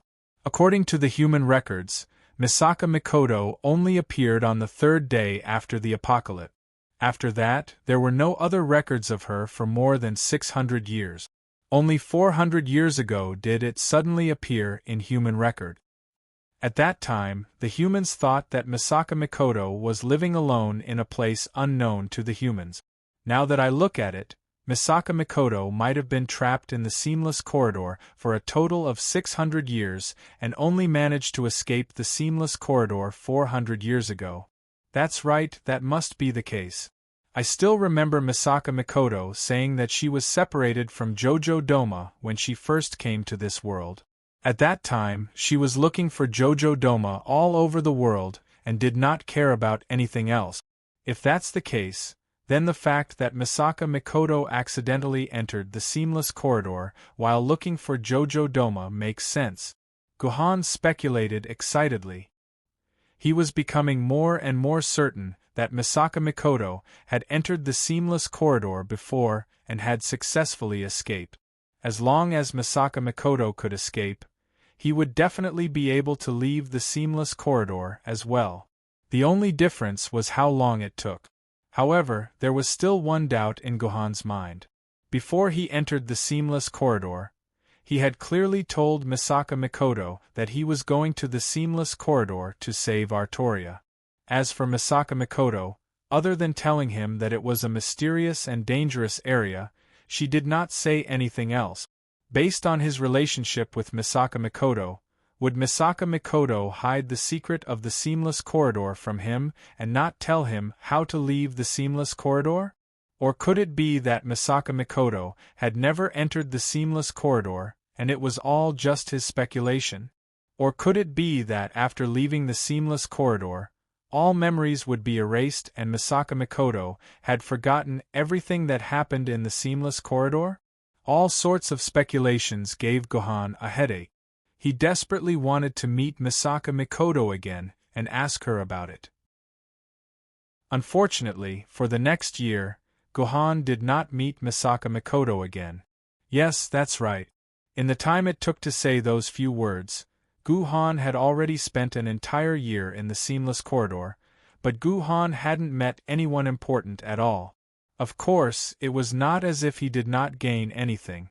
At least, Gohan met more than 10 different Yuan-ko. Through these Yuan-ko's transactions and communication, Gohan found out a lot of information about Misaka Mikoto and Artoria. For example, the latest Misaka Mikoto that Yuan-ko met was in the year 545. At that time, Misaka Mikoto was still looking for Jojo Dangma. More than 500 years had passed and Misaka Mikoto had not found Jojo Dangma. Misaka Mikoto's mental state was on the verge of a breakdown. There was also Artoria. Many other Yuan-ko met Artoria. Except for one Artoria that Yuan-ko met who was more normal and willing to communicate with others, the other Artoria that Yuan-ko met were extremely quiet. She seemed to have no interest in interacting with anyone. She would just walk by quietly and ignore others even if they took the initiative to talk to her. To everyone who lived in the seamless corridor, this was without a doubt an extremely strange situation. Due to the long and monotonous life, whenever Yuan-ko met a living person, he would immediately talk to them excitedly and would not let go of any opportunity to talk. However, Artoria was so cold and indifferent. This made Gohan very worried. There were usually only two possibilities for someone to be able to remain indifferent in a place like the seamless corridor. First, Artoria's mental fortitude had reached an extremely terrifying level. Even a few hundred years of lonely life would not make Artoria feel bored. This possibility sounded very likely, but in reality, Gohan did not think that Artoria's mental fortitude was that strong. From the various information and interactions in the game, Artoria was actually a girl who could not withstand loneliness. If the first possibility was impossible, then the second possibility was extremely likely. Artoria's mental state had completely collapsed. Although she was still walking, her soul and self-consciousness had already collapsed. This was the situation that Gohan did not want to see the most. Qigong, we meet again. When Gohan saw the next Yuan Ko he ran into, a smile appeared on his face. This Yuan Ko was naturally the first Yuan Ko that Gohan had met in the seamless corridor, Hong Qigong. It's you. I've finally met you. The books you gave me last time were terrible. They were all gone before I even finished half of them. I was dying for them. Hong Qigong jumped up in excitement the moment he saw Gohan. According to what Hong Qigong said, although Gohan had only met him a year ago, it had been more than 70 years since Hong Qigong and Gohan had met. Of course, those novels that had no sequels would make Hong Qigong jump up and down in excitement. No problem. I'll give these books to you, Qigong. This time, Gohan was very generous. He directly gave all 20 novels in his dimensional pocket to Hong Qigong. Hong Qigong was so happy that his beard became crooked. However, Hong Qigong felt a little awkward after his happiness. You're so generous, but if I were to take your things for free, it would be too unsightly. It's no big deal. Just treat this as a gift from this junior to you, Qigong. Gohan smiled. No. I'm not an ungrateful person like Old Poison. But I don't have any more novels to give you. I've already given them to others. Hong Qigong grabbed at his tattered clothes and gritted his teeth. He took out 2 antique books and handed them to Gohan. Forget it, this book is for you. It should be enough to exchange for your 20 novels. 9 In Sutra, 18 Dragons Subduing Palms. Gohan looked at the names of the 2 books in his hands and read them out curiously. Chapter 1387. These are indeed 2 amazing books. I've never even heard of the usage of the so-called inner force. I've benefited a lot from them. Gohan exclaimed as he closed the 9 In Sutra and 18 Dragons Subduing Palms. Although these 2 books talked about the inner force was similar to the sword essence. The 9 swords of mysterious heaven, passed down in Gohan's family, talked about the usage of the sword essence and was a secret manual suitable for sword wielders to train. However, according to Gohan's investigation, the 9 swords of mysterious heaven was also modified from the martial arts secret manual of the Wudong sect. The Wudong secret manuals of the martial artists and the sword wielders' secret manuals were similar, especially the usage of the inner force, which was almost exactly the same as the sword essence. Between the 9 In Sutra and the 18 Dragons Subduing Palms, because the 18 Dragons Subduing Palms was a palm technique, it did not have many benefits for Gohan. It only allowed Gohan to use it as a reference to perfect the Chaos Sword technique through the changes in the palm technique. However, the 9 In Sutra was different. It was actually a method to cultivate inner force, which was completely different from the sword wielders. The sword essence of the sword wielders was obtained through plundering, and there was no such thing as cultivating the sword essence. Moreover, Gohan had also tried to cultivate the sword essence according to the method in the 9 In Sutra, but the sword essence did not increase. From this point of view, the 9 In Sutra was even more useless for Gohan. However, Gohan had a faint premonition that the 9 In Sutra might give him an unexpected surprise in the future. After putting away the 2 books, Gohan embarked on a journey that he did not know when and where he would be able to find Artoria. However, what Gohan did not expect was that after 3 days, he would actually meet a dead Yuan Ko. 1000 Do 50 bells. Gohan looked at the woman who suddenly appeared in front of him after the space-time distortion and shouted in surprise. The girl in front of him was wearing a red uniform, a black miniskirt, and a pair of pure white knee socks. Wasn't she the adoptive mother who raised his daughter, Gu Xuanwu, and the former general manager of Guanghui Amusement Park, Yuan Ko, who died tragically in the hands of Gilgamesh? How could she appear here? Thousand Do Isuzu had clearly died in front of Gohan. Even the dimensional vortex had appeared. Why did this woman appear in front of him again? However, Gohan quickly understood that this Thousand Do Isuzu was most likely the same as Misaka Mikoto, who had entered the seamless corridor hundreds of years ago. If this really was the case, then it meant that Thousand Do Isuzu had successfully left the seamless corridor, which was why he had died in front of him 3 years ago. "It's you, Master." Seeing Gohan, Thousand Do Isuzu revealed a pleasantly surprised expression and directly called Gohan Master. This once again shocked Gohan. "You called me Master. It seems that you must have met me before. We must have a good relationship, right?"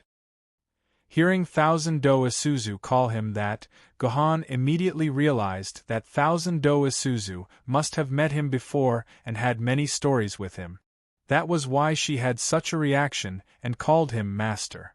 "Yes." Thousand Do Isuzu nodded vigorously. While Gohan was unprepared, she directly threw herself into Gohan's arms. Her little nose was pressed against Gohan's wool sweater, and she forcefully sniffed Gohan's scent coming from the sweater. She said with a relieved expression, "I finally feel this warm scent again." "Is that so?" Gohan awkwardly touched Thousand Do Isuzu's head. After a while, he asked, "Isuzu, can you tell me? What happened between us in the past? And do you know Alto?" "Wait, Master, you don't know what happened between us in the past." Before Gohan's words were finished, Thousand Do Isuzu directly interrupted him. At this time, she found that Gohan was still holding a book in his hand, and this book was the Nine Sutra that Gohan had been constantly thinking about. Nine Sutra? Master, could it be that this is the first time we've met? Thousand Do 50 Bells jumped out of Gohan's embrace and asked in surprise. "Well, if you haven't seen me before, then I think this is indeed the first time we meet," Gohan said with a bitter smile. Hearing Gohan's words, Thousand Do Isuzu lowered her head and said with a little shame, "Then I'm sorry, I can't answer any of your questions." "Why?" Gohan asked confusedly. "Because the past must be experienced by Master yourself to be meaningful. If I tell Master everything now, then Master will definitely feel that the story that will happen next is meaningless," Thousand Do Isuzu said with her head lowered. "And this is also Master's own order. Master, when you see Thousand Do Isuzu in the future, if I meet a Nine Sutra in the future, I must never tell him anything that happened in the past. This is Master's own order." "Really? It's my own order." Hearing Thousand Do Isuzu's answer, Gohan fell into deep thought. He didn't expect that the one who stopped him now was actually his future self. Then, will my future self stop me from knowing what happened in the future? Gohan was thinking about this question. According to Gohan's analysis of himself, he should not give such an order in the future because his nature was a character that was used to controlling everything. The more he knew, the higher the chance of successfully leaving here in the future. It was absolutely impossible for the future self to stop the present self unless something very special happened. The future self felt that if the present self knew this special thing, then the present self would definitely make a wrong decision, so he ordered Thousand Do Isuzu not to disclose what happened in the future. This sounded very reasonable, but after thinking about it carefully, Gohan felt that he was not the kind of extremely emotional person, but an extremely rational character. Facing such a character, as long as the future self fully told everything to the present self, then he would definitely make the most correct decision, and would never be impulsive. But in the end, the future self still stopped Thousand Do Isuzu, which really made Gohan a little confused. Forget it, if this was really a decision made by the future self, then the future self must have a reason to do it. I have to believe in the future self, and don't ask too much about the future. Thinking of this, Gohan put away his brows, revealed a faint smile, and asked Thousand Do Isuzu, "All right, then I won't ask you about the future." "Right, do you have any more novels on you? Do you want me to give some to you?" No need. Thousand Do Isuzu shook his head vigorously. When we first met, Master, you gave me many novels. I haven't finished reading them yet, no need. Oh! Guhan nodded, then asked, if you can't tell me about the future, then can you tell me how you entered the world of the seamless corridor? This. Thousand Do Isuzu thought for a moment and said, Master, you only said that I'm not allowed to speak of what happened in the seamless corridor, but you didn't say anything about what happened before the seamless corridor. Then I'll tell you, Master. Actually, I came in a bit baffled. Her Highness and I heard that there was a dimensional rift in the northeast of China, a place where Yuan Ko and humans could live in harmony. Her Highness and I were tired of the endless killing on Fusang Island, so we found the dimensional rift with some friends and lived in it together. It was indeed a very happy place where Yuan Ko and humans lived in harmony.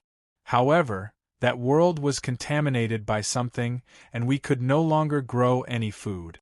Furthermore, the people gradually became sluggish, like walking corpses. Her Highness and I decided to help these humans, so we decided to use the power of magic to build an amusement park in this rift, hoping to help these humans find happiness. However, I didn't expect that when we were digging the ground, we would discover a pitch-black hole. I was careless and fell into the hole, which is how I ended up here, Thousand Do Isuzu replied. What? You're saying that you entered the seamless corridor directly from Radiance Amusement Park? Guhan stood up from the ground, giving Thousand Do Isuzu, who was quietly narrating his story, a fright. Radiance Amusement Park. Could it be that when Master entered this world, Radiance Amusement Park had already been built? Thousand Do Isuzu asked in surprise. Wait. Let me recall. Guhan motioned for Thousand Do Isuzu to stop talking for now. He tried his best to recall the relevant historical materials he had seen in Radiant City, according to the historical materials of Radiant City's inheritor.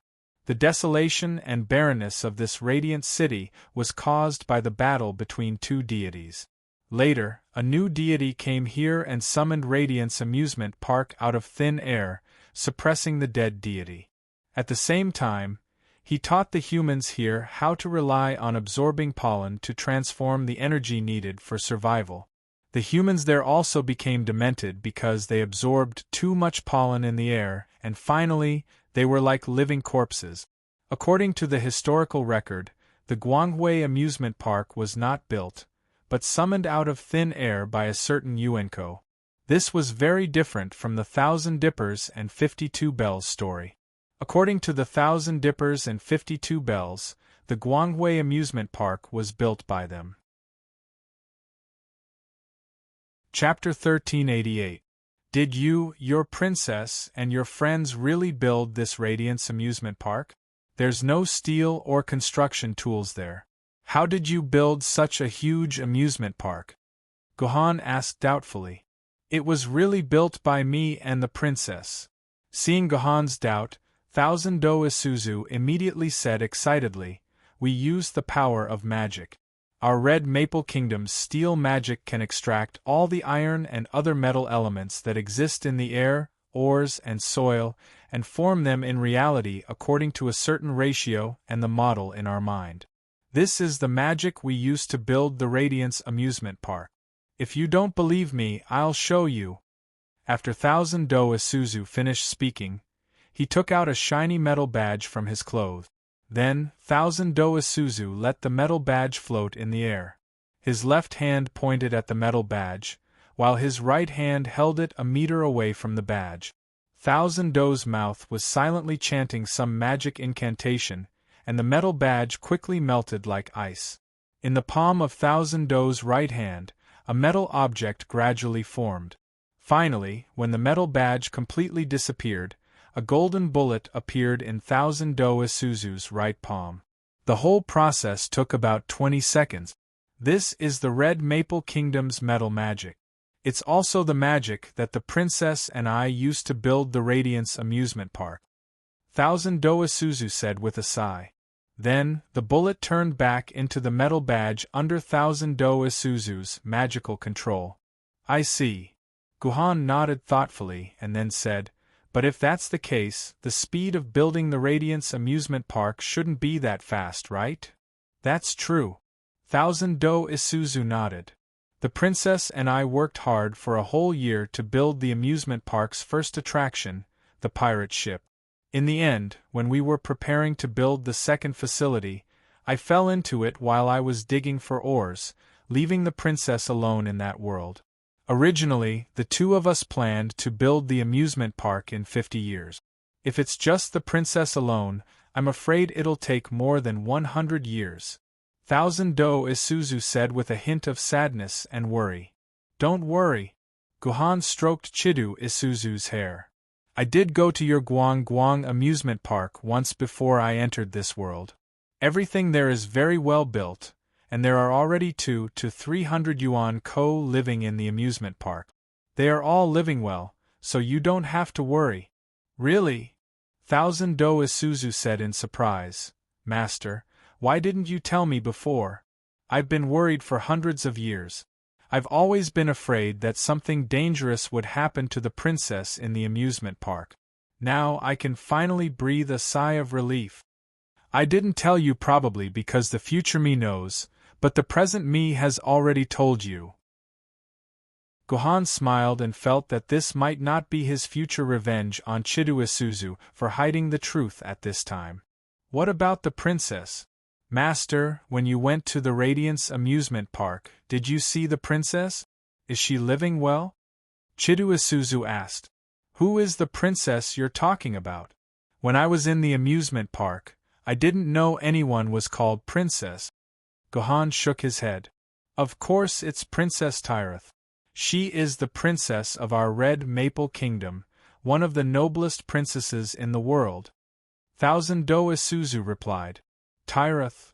Guhan thought for a while and realized that he had never heard of this name in the Radiance amusement park.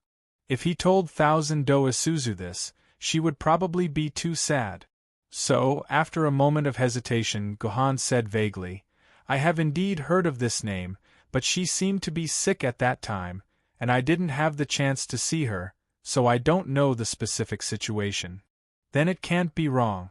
The princess has always been weak and sickly. This is something that can't be helped." Thousand Do Isuzu sighed, but her expression was completely happy. Obviously, Thousand Do Isuzu had completely believed Guhan's words.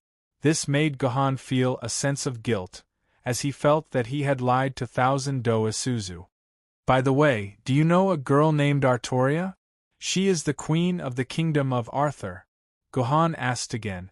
Since Thousand Do Isuzu could raise Artoria's child in the future, it meant that Thousand Do Isuzu must have a very close relationship with Artoria. Previously, Guhan did not know when Thousand Do Isuzu had established a close relationship with Artoria, but after meeting Thousand Do Isuzu in the Seamless Corridor, Guhan was basically sure that Thousand Do Isuzu had become friends with Artoria in the Seamless Corridor. "You can't tell Master about this." Thousand Do Isuzu shook her head and did not answer Guhan's question, but in fact, she was indirectly answering Guhan. Obviously, Thousand Do Isuzu now knew Artoria. Otherwise, she would not have shook her head and refused without thinking. It seemed that his guess was right. Thousand Do Isuzu had become friends with Artoria here. "Master, I haven't seen Master for a long time. Can I? While Guhan was deep in thought, Thousand Do Isuzu suddenly stuttered and could not finish a sentence for a long time. "Can I what?" Guhan asked curiously. "Can I rest on Master's thigh like before?" Thousand Do Isuzu said with a red face. "Of course, if you need it." Guhan nodded. Thousand Do Isuzu happily pillowed on Guhan's thigh. Guhan wanted to say something more, but when he looked down, he found that Thousand Do Isuzu had already fallen into a deep sleep. Even when time and space changed again, Thousand Do Isuzu did not wake up. She just lay on Guhan's thigh and separated. It seems that the matter at Radiant Amusement Park is not so simple. There are many contradictions between Thousand Do Isuzu's description and the Radiant City's records. It seems that one of the two sides is lying. Feeling the empty thigh, Gohan lowered his head and analyzed. Thousand Do Isuzu doesn't look like a girl with a heavy heart. She doesn't seem to have any reason to lie to me. After all, the Radiant City's records are hundreds of years apart and have passed through the hands of countless people. It's inevitable that there would be some deliberate tampering. And from what happened in the past year, I'm afraid the seamless corridor is not as simple as saving Artoria. Many of the mysteries hidden in my body might be solved here. Gohan muttered to himself. Although this was just Gohan's intuition, Gohan was very confident. Time slowly passed, and in the blink of an eye, another year had passed. What made Gohan happy was that in this year, he had met Artoria 3 times. In the past year, he had met Artoria 3 times, but all 3 times, Artoria was the same as before. She completely ignored Gohan and had a look of deep hatred on her face. He also met Thousand Do Isuzu once again, but Thousand Do Isuzu maintained the same attitude and just slept on Gohan's thigh for another hour. In addition, Gohan also met many Yuan Ko whom he met for the first time. Thus, the number of different Yuan Ko he met reached more than 20. And thanks to Gohan's large collection of novels, these Yuan Ko all treated Gohan as their best friend in the world. They talked about everything with Gohan and told many things to Gohan. But what surprised Gohan was that in the process of communicating with these Yuan Ko, he found that the probability of them meeting other Yuan Ko was far lower than him. It was already extremely lucky for them to be able to meet other Yuan Ko 3 times a year. However, in the short span of 2 years, the total number of times he had encountered Yuan Bandit had already exceeded 50, which was far more than the other Yuan Bandit. This matter may be explained by good luck, but Gohan did not think it was as simple as just luck. There was probably something else hidden in it. Just as Gohan was trying to find some clues to leave the seamless corridor from his conversation with other Yuan Ko, a man with hair like a hedgehog stood in front of Gohan with a puzzled and confused face. "Arigato, Neon?" Seeing Gohan appear, the man immediately asked in a language that Gohan could not understand. "Neon? That sounds like a lost Japanese language." Hearing this term, Gohan was stunned for a moment. Then he remembered that the word neon seemed to be used to describe Fusang in Japanese. It seems that this is not Fusang. The hedgehog man sighed and asked in Chinese again, "Hello, is this still China?" Gohan hesitated for a moment before replying, "I don't think this is China's territory." "Not China? Then this is North Korea? South Korea? Or Russia?" The man asked 3 countries in a row. "None of them. This place doesn't belong to any country. It doesn't even belong to Earth or the universe. This should be a place where time and space intersect. This is called the Seamless Corridor." Gohan replied, "Seamless Corridor? That sounds like a very Chunibyo name." The hedgehog man complained. Then, he put on a serious face and asked sincerely, "Hello, I want to go back to Fusang, back to the campus city. May I ask which direction should I go to leave this corridor?" "I'm afraid you won't be able to go back no matter which direction you go." Gohan carefully looked at the hedgehog man. Black trousers, white shirt, hedgehog-like hair, and the campus city that had just popped out. It was obvious that this hedgehog man was the boyfriend that Misaka Mikoto had been looking for. Moreover, he looked like he had just appeared in this corridor. This meant that the current Jojo Doma was actually the Jojo Doma from 1,000 years ago. Chapter 1389. In the following period of time, Gohan and Jojo Dangma started chatting. Jojo Dangma was a very talkative person. After some communication, Gohan quickly understood the story of what happened to Jojo Dangma. At this time, Jojo Dangma was still in a state of confusion. According to Jojo Dangma, just 3 days ago, he was preparing to build a love nest with Misaka Mikoto in the campus city. In the end, when he woke up the next morning, he found himself in a lush forest. Looking at the environment, it was not the campus city that was located on the sea at all. Instead, it was more like an inland area. Jojo Dangma walked in the forest for a few hours before he found signs of human habitation. In the end, he was shocked to find that all the people here were speaking a language that Jojo Dangma did not understand at all.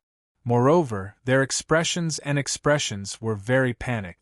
There were beacons and flames of war everywhere. The entire human world had fallen into a world of catastrophes. Later on, Jojo Dangma found out that the people who attacked the humans were monsters. There were also humans who seemed to have gone mad and wore all sorts of strange clothes. At that time, Jojo Dangma thought that something abnormal had happened in the campus city and affected the entire world. However, when Jojo Dangma saw many creatures that originally only existed in the two-dimensional world, Jojo Dangma realized that things were not as simple as they seemed. He immediately took action and used his fantasy killer ability to help the humans fight against these monsters. At the same time, many survivors gradually gathered around him. In the end, they formed a large team of thousands. In the process of getting along with them, Jojo Dangma met a girl who understood Japanese and was said to be an uploader of Bilibili. With the help of the other party, he found out that he was actually in the territory of Huaxia. After Jojo Dangma told the other party that he wanted to return to the campus city, the human girl's expression became extremely strange. In the end, he secretly told Jojo Doma that if he really came from the school city, then he was definitely not a person of this world. He was the same as those monsters, a creature from the 2D world. At first, of course, Dangma Ju didn't believe the words of this Bilibili uploader until the uploader used his mobile phone to play a total of 6 seasons of anime titled A Certain Forbidden Book Catalog and A Certain Super Electromagnetic Gun. P.S. That's right. In this world, there are already Forbidden Book 3 and Super Electromagnetic Gun 3. That's how capricious it is. Dangma Ju had no choice but to believe that he was actually someone from the 2D world. After this discovery, Jojo Dangma realized that although this survivor team was established by himself, all humans, including the uploader of Bilibili, were cautiously keeping a distance from him. Jojo Dangma was very clear about their thoughts. Obviously, they were afraid that he would suddenly harm them like those monsters from the 2D world. Therefore, in the end, Jojo Dangma integrated his own survivor team into a larger survivor team and left the team alone. Jojo Dangma's thoughts were very simple. He just wanted to return to the world he was familiar with. Therefore, he very naturally chose to return to Japan and go there to help his compatriot. Jojo Dangma walked all the way to the seaside. In the end, he actually walked into the territory of North Korea. Finally, he found an open door in a cave on a high mountain. Could this door be the door that can allow me to return to my own world? With this thought in mind, Jojo Dangma, who was already a little dizzy and his mind had become extremely dull, directly walked through the door. Then, he met Gohan. So this is your first time entering the seamless corridor. After listening to Jojo Dangma's narration, Gohan looked at Jojo Dangma deeply. According to Jojo Dangma, if he really entered the seamless corridor on the 3rd day after the apocalypse, then it was very likely that Jojo Dangma was the first Yuan-ko to enter the seamless corridor. And so far, he was the last person to enter the seamless corridor. This was the first person he met. Seeing him like this was a very strange kind of fate. Yes. Jojo Dangma nodded his head vigorously. Then, he asked Gohan with great hope, "Is there a way to return to my own world? My Mikoto is still waiting for me in Gakuen City. I can't leave her there alone. I'm afraid we can't go back here." Gohan shook his head. Then, he roughly told Jojo Dangma about the seamless corridor. He also told him about Yuan-ko and the sword bearer. Finally, he even told Jojo Dangma about the fact that he came from 1,000 years in the future. Is that so? So, we've become the invaders. This is really ridiculous. After listening to Gohan's narration, Jojo Dangma slumped to the ground weakly. Obviously, he could not accept the fact that he had become the villain. Of course, what was even more difficult for Jojo Dangma to accept was that he was about to be separated from Misaka Mikoto. This made Jojo Dangma could not help but mutter, "Mikoto, Billy Billy Billy. Don't worry, I'll tell you a piece of good news. Your Miss Misaka Mikoto has also come to this world and is now in the seamless corridor. She is also very eager to find you. I've met her several times before. As long as you wait patiently, the two of you will definitely be reunited." Seeing Jojo Dangma's dazed expression, Gohan said calmly, "What? Mikoto is here too?"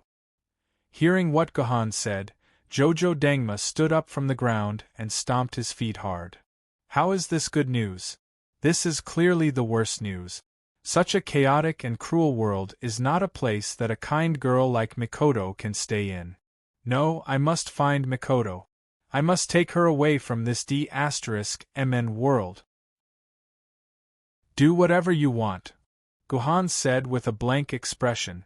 Of course, he knew that in at least 1,000 years, Jojo Dangma would not be able to find his way back. The two of them seemed to have completely accepted their fate. They had to live in the Freedom City. This was their destiny and it could not be changed. Then, Gohan and Jojo Dangma fell into a state of silence. The two of them just sat quietly in the seamless corridor. Time passed by until the light in the entire world began to change again. "Alright. It's time for us to part ways. I hope you can meet Miss Mikoto soon. It's really hard for her to find you." Gohan stood up and said with a sigh, "Thank you, Mr. Gohan. Thank you for telling me directly. If it weren't for you, I'm afraid I would still be in a state of panic. Thank you." Jojo Dangma extended his right hand in front of Gohan. Gohan nodded and grabbed Jojo Dangma's right hand. The moment the two hands touched, Gohan's face immediately showed an expression of extreme horror. "My sword essence. My sword essence has disappeared." The moment the two hands touched each other, the sword essence that filled Gohan's body suddenly disappeared without a trace, as if it had never existed. Even his purple mansion was completely lost. The moment Gohan's hands touched each other, he became a pitiful mortal. "Let go." Gohan's body was instantly covered by a cold chill. He immediately freed his hand from Jojo Dangma's right hand. The moment the two hands separated, all the lost sword essence and the lost purple mansion returned to Gohan's control. Gohan became the immortal sword wielder Gohan again. "I'm sorry. I seem to have scared you." Seeing Gohan's expression, Jojo Dangma immediately smiled awkwardly and apologized to Gohan. "Sorry, I forgot that my right hand is different from a normal person's right hand. All the superpowers will disappear when they touch my right hand, so it may have caused you some discomfort. I'm sorry." "So that's how it is. This is the legendary fantasy killer." Gohan, who calmed down once again, lowered his head and thought silently. There were not many descriptions of Jojo Dangma's ability in the human's information. It was only mentioned that it could nullify the abilities of the sword wielder and Yuan Ko. Gohan had also heard about Jojo Dangma from Misaka Mikoto. He knew that the opponent's right hand was called the Fantasy Killer, and it was a kind of power that could negate superpowers. But Gohan had never thought that this fantasy assassin would actually be able to directly negate the sword essence and violet palace in his body.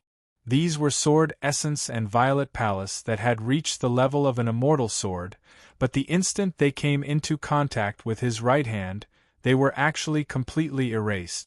At that moment, if there was a second Yuan Ko who launched a fatal attack at him, Gohan would not even have the ability to resist and would die under his opponent's sword.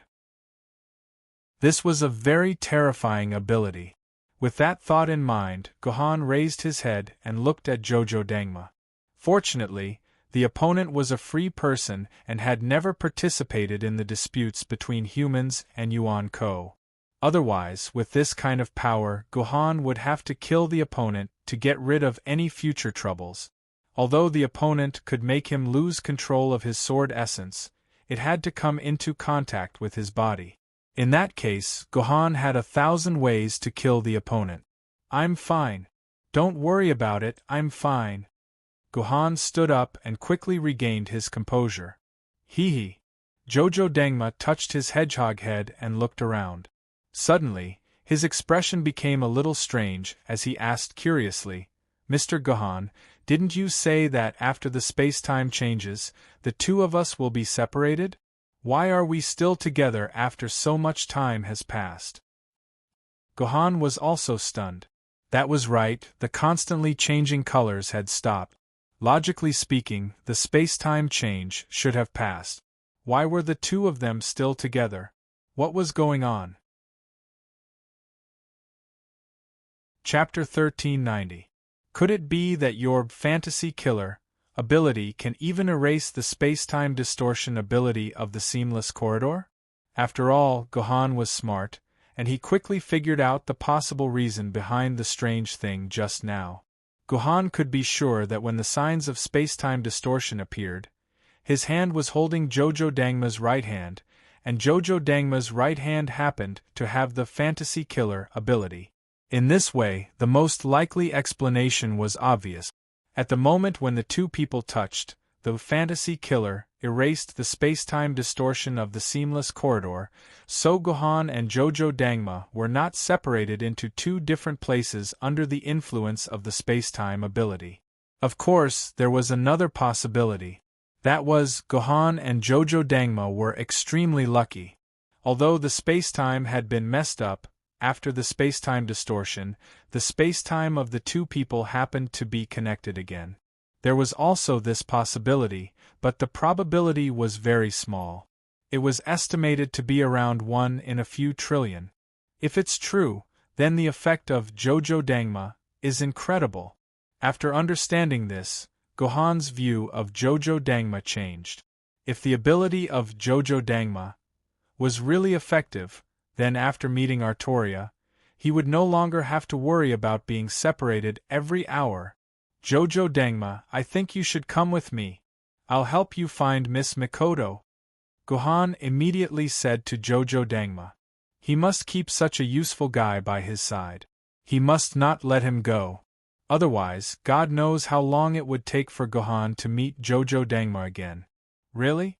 Thank you, Mr. Gohan. Jojo Dangma did not think too much. At this time, he came to this world alone. Being able to find a friend who was willing to be with him was, of course, something he could not ask for more. So, the two of them gathered together and began to walk forward together. The two of them chatted as they walked, looking very happy. By the way, Jojo Dangma, when you first came to this world, didn't you have any hostility towards humans? Don't you have the slightest intention of harming humans? Gohan asked curiously as they advanced. No? Why would I harm humans? Jojo Doma looked at Gohan in confusion. We are the same kind with the same blood.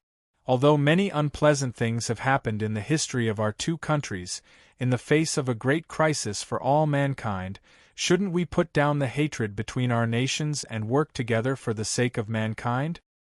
But you are not a human that belongs to our world. In essence, you are not the same as us. Gohan said faintly. So that's what you think. I've always thought that no matter which world we come from, as long as we speak the same language, have the same culture, and have the same background, we can live together as the same kind. You're right. I'm too rigid with dogma. I apologize to you. Gohan said to Jojo Doma with a sincere expression. At the same time, his mind began to turn quickly. Judging from Jojo Doma's reaction, he was obviously not infected by the filth. He would not be like those Yuan Ko who hated humans and wanted to completely exterminate them. Therefore, he could still say that he was the same kind as the humans in this world. If it was the real world 1,000 years later, Gohan would not find it strange, because Jojo Doma was already a free person who had removed the filth. But now, Jojo Doma was a Yuan Ko who came to the human world on the first day of the apocalypse. According to human history, all Yuan Ko would be directly infected by filth the moment they came to this world. There was no kind Yuan Ko.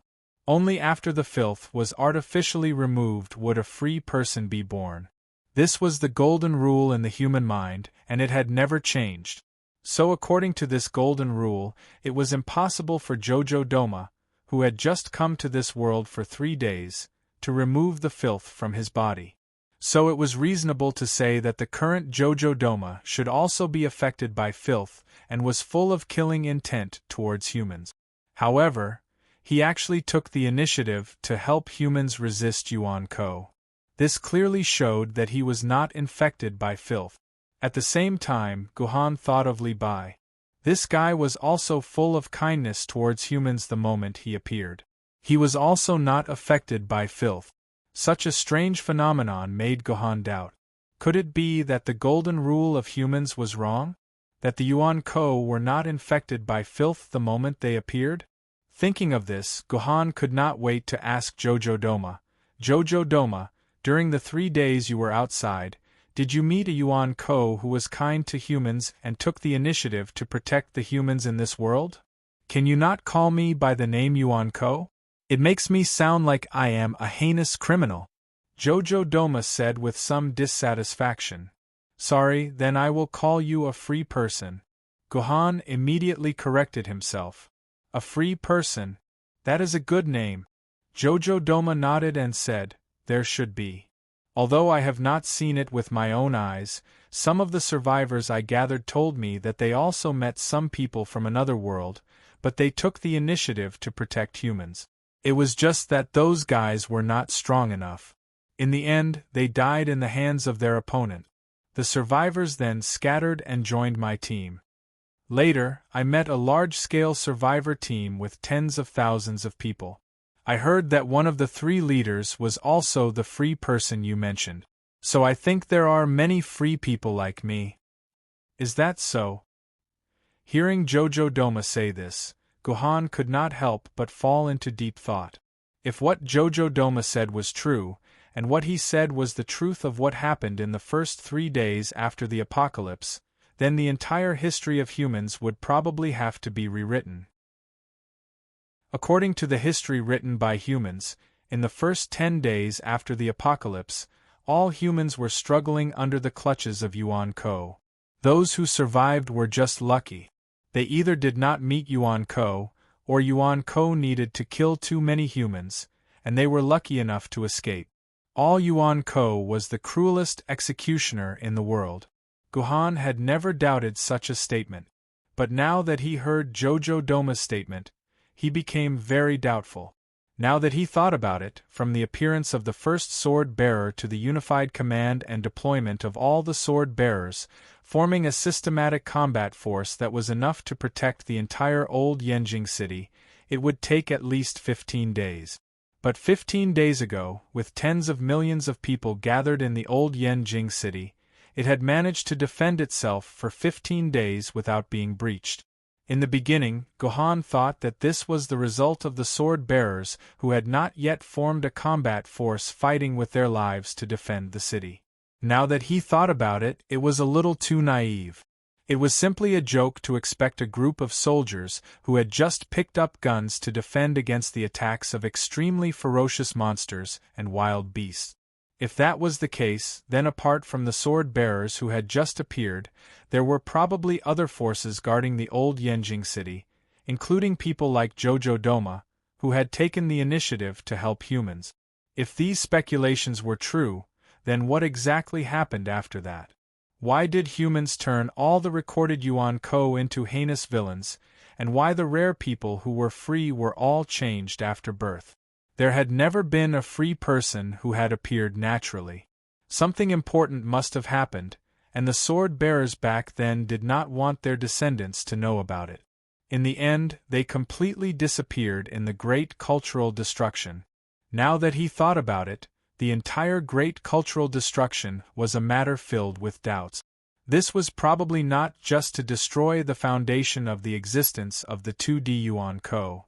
It was also a decision made by the leaders of the humans at that time, the heads of the Lun Yen families, to hide something extremely important. For example, the black tortoise and the matter of Yuan Ko and the free people. However, there were still some doubts that did not make sense. Even if humans could completely erase what happened at that time, erasing the fact that there were free people who had helped humans at the beginning of the great cultural destruction, why had there never been such news among the Yuan Ko? The simplest reason was that Gohan and Misaka Mikoto were good friends. Whenever Gohan asked Misaka Mikoto would take the initiative to answer Gohan. It did not seem like she was hiding anything. Misaka Mikoto and Jojo Doma were both free people who had appeared in this world since the first day of the great cultural destruction. Misaka Mikoto must have known what the real situation was like at the beginning of the great cultural destruction, but she had never told Gohan about it. According to Misaka Mikoto, the reason why she and Jojo Doma were able to become free people was because they had the help of the mayor of the Freedom City to get rid of the filthy intrusion. There were too many doubts in this, so many that Gohan could not think of them all. Look, Mr. Gohan, the space-time of this world is starting to change again. Jojo Doma suddenly pointed around and said. Gohan immediately broke away from his own thoughts and grabbed Jojo Doma's right hand without saying a word. It was just as Gohan had guessed. The two of them once again escaped the space-time change.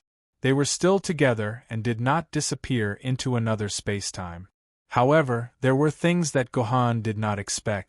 For example, after the space-time change ended, a confused girl appeared in front of Gohan. Miss Chidu Isuzu? Gohan said in surprise. He and Chidu Isuzu had met again. Chapter 1391. Who are you? Do we know each other? Please stay away from me. Thousand Do Isuzu looked at Gohan warily, and the muzzle of his gun was pointed at Gohan's head. It was as if he would shoot Gohan if he did not answer Gohan's question correctly. Looks like this is the first time we've met. Seeing Thousand Do Isuzu's reaction, Fleeting Maple could roughly guess the situation. This should be the first time Fleeting Maple met Thousand Do Isuzu in the seamless corridor. Please calm down a little. I have no intention of harming you. Moreover, in this world where time and space are disordered, harming a person is meaningless. What's really important is how to work hard to survive in this world, said Gohan calmly. Gohan's calm attitude seemed to have infected Thousand Do Isuzu. Thousand Do Isuzu began to believe Gohan's words, and at the same time, let down his guard slightly. However, Thousand Do Isuzu's gun was still pointed at Gohan's head. Who are you? What is this place? How can I leave this place? Thousand Do Isuzu took a deep breath, and asked Gohan like a machine gun. All right, I can answer all your questions. But before that, I need you to answer one of mine. Is this the first time you've met a living person like me in this world? Asked Gohan. So what if it is? Thousand Do Isuzu replied warily. I understand. Gohan nodded, and told Thousand Do Isuzu everything about the seamless corridor from a distance of 5 to 6 meters. What Gohan did not expect was that Thousand Do Isuzu's intelligence was worrisome. Gohan had clearly explained the situation very clearly, and he could understand the same thing the first time he heard it, but Thousand Do Isuzu did not understand it even after listening to it twice. She could only lower her head and blush as she asked Gohan to explain again. Of course, there was no problem explaining it again. After all, in this boring world, talking was second only to reading novels. But the problem was that the colors of the seamless corridor were beginning to change once more. A new space-time transition was about to begin. There's no time to explain. Hurry up and grab my hand, or we'll be separated by the space-time shift, Gohan suddenly said to Chidu Isuzu. At the same time, his left hand directly grabbed Chidu Isuzu's right hand while his left hand was holding the numbing right hand of Chidu Isuzu. What do you want? Chidu Isuzu, who hadn't figured out the situation, certainly wouldn't let Gohan grab his hand. The spear in his hand opened fire in an instant, and the bullet directly rushed towards Gohan's head. For Gohan, it wasn't difficult to turn his head to avoid this bullet, but the problem was that there was still Chidu Isuzu behind Gohan, and besides his right hand, his body was almost no different from an ordinary person. Once this bullet hit Chidu Isuzu, only death awaited Chidu Isuzu. Of course, Gohan couldn't let the extremely honorable Chidu Isuzu die here, so Gohan could only make a difficult response. The moment the bullet was fired, he retracted his left hand, pulled out the Supreme Immortal Sword, knocked the bullet away, and then put the Supreme Immortal Sword back into the scabbard. At the same time, his left hand once again grabbed Chidu Isuzu, grabbing her before she could get far away from him. It was a very strenuous speech, and the actual execution was naturally even more strenuous, but Gohan successfully completed this series of actions and grabbed Chidu Isuzu's tender right hand in his palm. And then, there was no then. Chidu Isuzu abruptly disappeared in front of Gohan, as if it had never existed. There's something I didn't say just now. It seems like my ability only works on objects that are in direct contact with my right hand. Indirect removal doesn't work. After seeing Chidu Isuzu disappear, Chidu Isuzu explained with a bitter smile. It's not your fault. I was too careless. Gohan sighed. He had already figured this out the moment Chidu Isuzu disappeared. Unfortunately, it was too late. Chidu Isuzu still disappeared in front of him, and he didn't know when they would meet again. However, in this case, Chidu Isuzu's function needed to be reconsidered. If it only worked on objects that were held in the right hand, then it meant that Chidu Isuzu could only be with him and couldn't bring anyone else. That would be a little too useless. Gohan wasn't interested in being alone with Chidu Isuzu. Moreover, when the two of them met Misaka Mikoto, Jojo Dangma would definitely use this ability to stay with Misaka Mikoto. Jojo, if you only keep your fingers in contact, will your ability still be effective? After thinking for a while, Jojo asked Jojo after thinking for a while. I don't know either. I've never tried it before. Jojo answered as he scratched his head. Alright then, let's find someone to test it on. Gohan nodded. He and Joma began living together for about 2 weeks.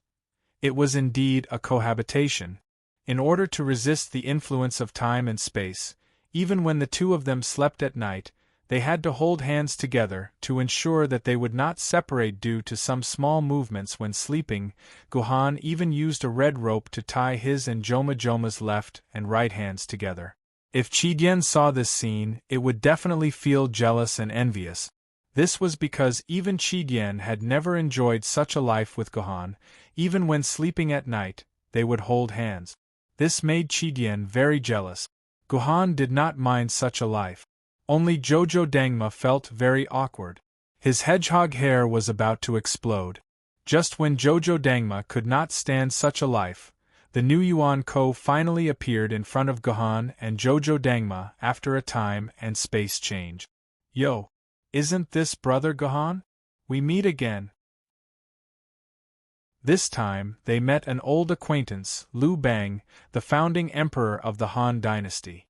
However, when Liu Bang saw Gohan and Jojo Dangma holding hands and even tied with a red rope, he could not help but take 2 or 3 steps back. He looked at Gohan awkwardly and said, "Brother Gohan, we haven't seen each other for a long time. I didn't expect you to have developed such a hobby. I won't disturb the two of you then.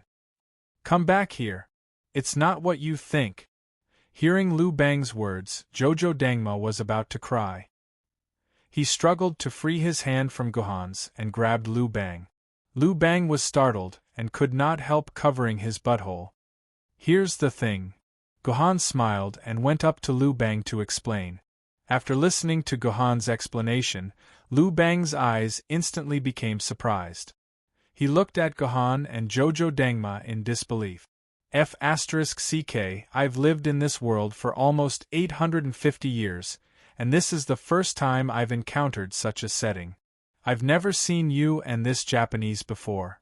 Is this the last time we'll really meet? Liu Bang said to himself excitedly. Soon, another time and space change was about to begin. This time, under the command of Gohan, Liu Bang and Gohan each grabbed one of Jojo Dangma's fingers. When the time and space changed, Gohan turned his head and saw Liu Bang's mischievous little eyes blinking hard. Obviously, Gohan's experiment was successful. I say, Brother Gohan, this is definitely a shocking discovery. By the way, I have a few copies of the Analects of Confucius that have been passed down from the Warring States period. That guy named Zhu Shi, in order to get my copies of the Analects of Confucius, he even wanted to sell his mother to me. Do you want to see? Brother, I'll show them to you for free. After the experiment was successful, Liu Bang immediately took out a few bamboo slips from his body and presented them to Gohan, as if presenting a treasure. I don't know anything about the Analects of Confucius. Your Majesty, if you have any requests, just tell me. Gohan said lightly. Well, you see, it's quite boring for me to live alone. Since this little brother has such a magical ability, why don't the three of us become sworn brothers? We don't ask to be born on the same day, month, and day, but I hope to die on the same day, month, and day. From then on, we'll become sworn brothers and live and fight together in this world. Liu Bang said excitedly. You're really my biological ancestor. Hearing Liu Bang's words, Gohan could not help but think of Liu Bei and his two brothers who sent him here. This ancestor also copied his descendants. I'm afraid I can't do that. Gohan shook his head decisively. He only looked for Liu Bang to test out his theory. He had never planned to let Liu Bang join his team. After all, Shangjuadaima only had 5 fingers on his right hand. He, Artoria, Misaka Mikoto, and the 1,000 Do Isuzu each had to take up 1 finger each. The remaining spot was too important for Gohan. He had to give it to someone who was truly useful. What was the use of giving it to Liu Bang, Liu Bei's ancestor? Haha. Gohan, you don't have the final say. Only this little brother has the final say. Liu Bang saw that Gohan had rejected him so decisively. He immediately went to Shangjuadaima and handed him the Analects of Confucius in a mushy manner. He then began to persuade Shangjuadaima. I'm sorry, I'll listen to Brother Gohan. Shangjuadaima hesitated for a while before refusing. After all, Gohan had helped him a lot. Moreover, he had met Misaka Mikoto before. Shangjuadaima felt that it was necessary to respect Gohan's opinion. Why are you two like this? I'm the founding emperor. Can't you show me some respect? Liu Bang smiled helplessly. At this time, the signs of space-time distortion began to appear again. Liu Bang knew that he did not have much time left. He immediately took out the dimensional pocket on his waist and said anxiously to Gohan, Gohan, aren't you curious about the origin of this dimensional pocket? Let me tell you, there's a way to leave this world in this dimensional pocket. If you miss me, I promise you that you'll never know the secret in this world. That's great. Gohan grabbed Shangjuadaima's right hand and then stuffed a finger into Liu Bang's hand. At the same time, he said with an honest face. Chapter 1392. Where did you learn the phrase "so good" from? Why does it sound so familiar to me? Liu Bang looked at Gohan with a strange expression after the space-time transformation ended. I learned it from your grandson of the 19th generation, Gohan said lightly. My grandson of the 19th generation? Liu Bang touched his beard in confusion. Then, realization dawned on him. Are you talking about that unfilial descendant of Liu Bei? Why, how is he unfilial? Jojo Dangma suddenly interrupted curiously.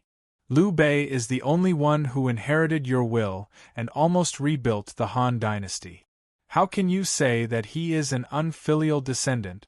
From this sentence, it could be seen that Jojo Dangma was very familiar with the history of the 3 kingdoms. However, this was not surprising. After all, the theme of the Three Kingdoms was one of the most popular games in Japan. The people of Japan were no less passionate about the Three Kingdoms than the people of China. Of course, he is unfilial. If he and Sun Quan hadn't stopped Cao Cao's army at the Red Cliffs, my Han dynasty would have lasted for thousands of years, Liu Bang said indignantly. Hearing Liu Bang's words, Shangzhou Dengma became even more confused. Liu Bei and Sun Quan must have stopped Cao Cao's army and successfully defeated Cao Cao. That was how they ended up monopolizing Sichuan and dividing the world into three. Logically speaking, this should have been an important opportunity to extend the life of the Dark Han dynasty. How did it become a battle to stop the Dark Han dynasty? Sigh. Forget it. It was thousands of years ago. I don't mind telling you. I'm not afraid of losing face.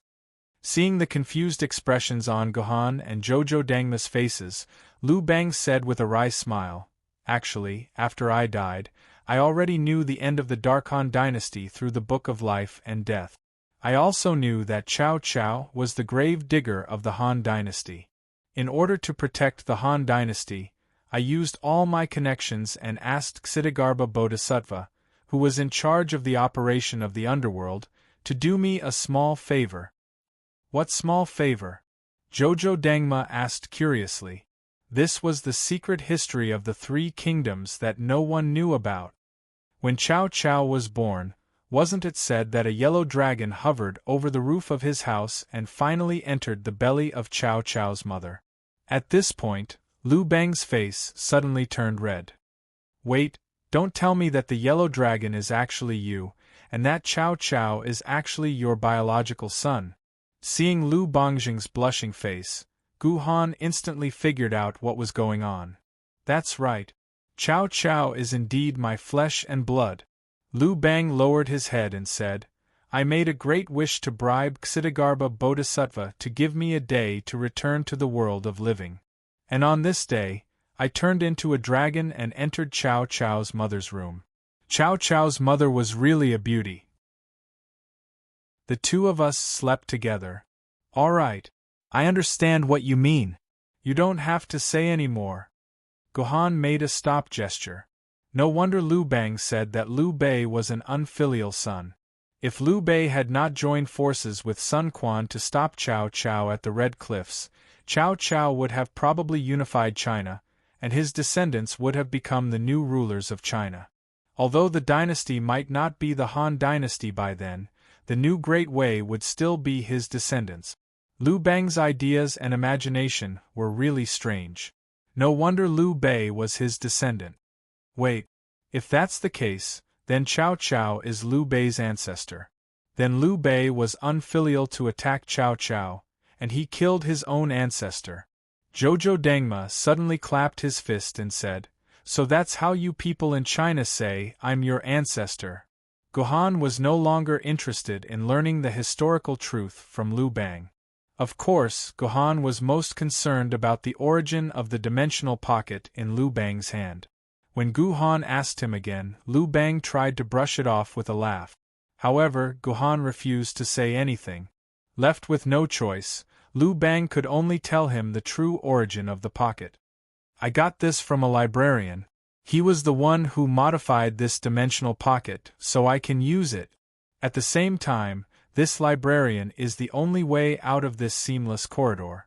It is said that only he knows how to leave this place," Liu Bang said.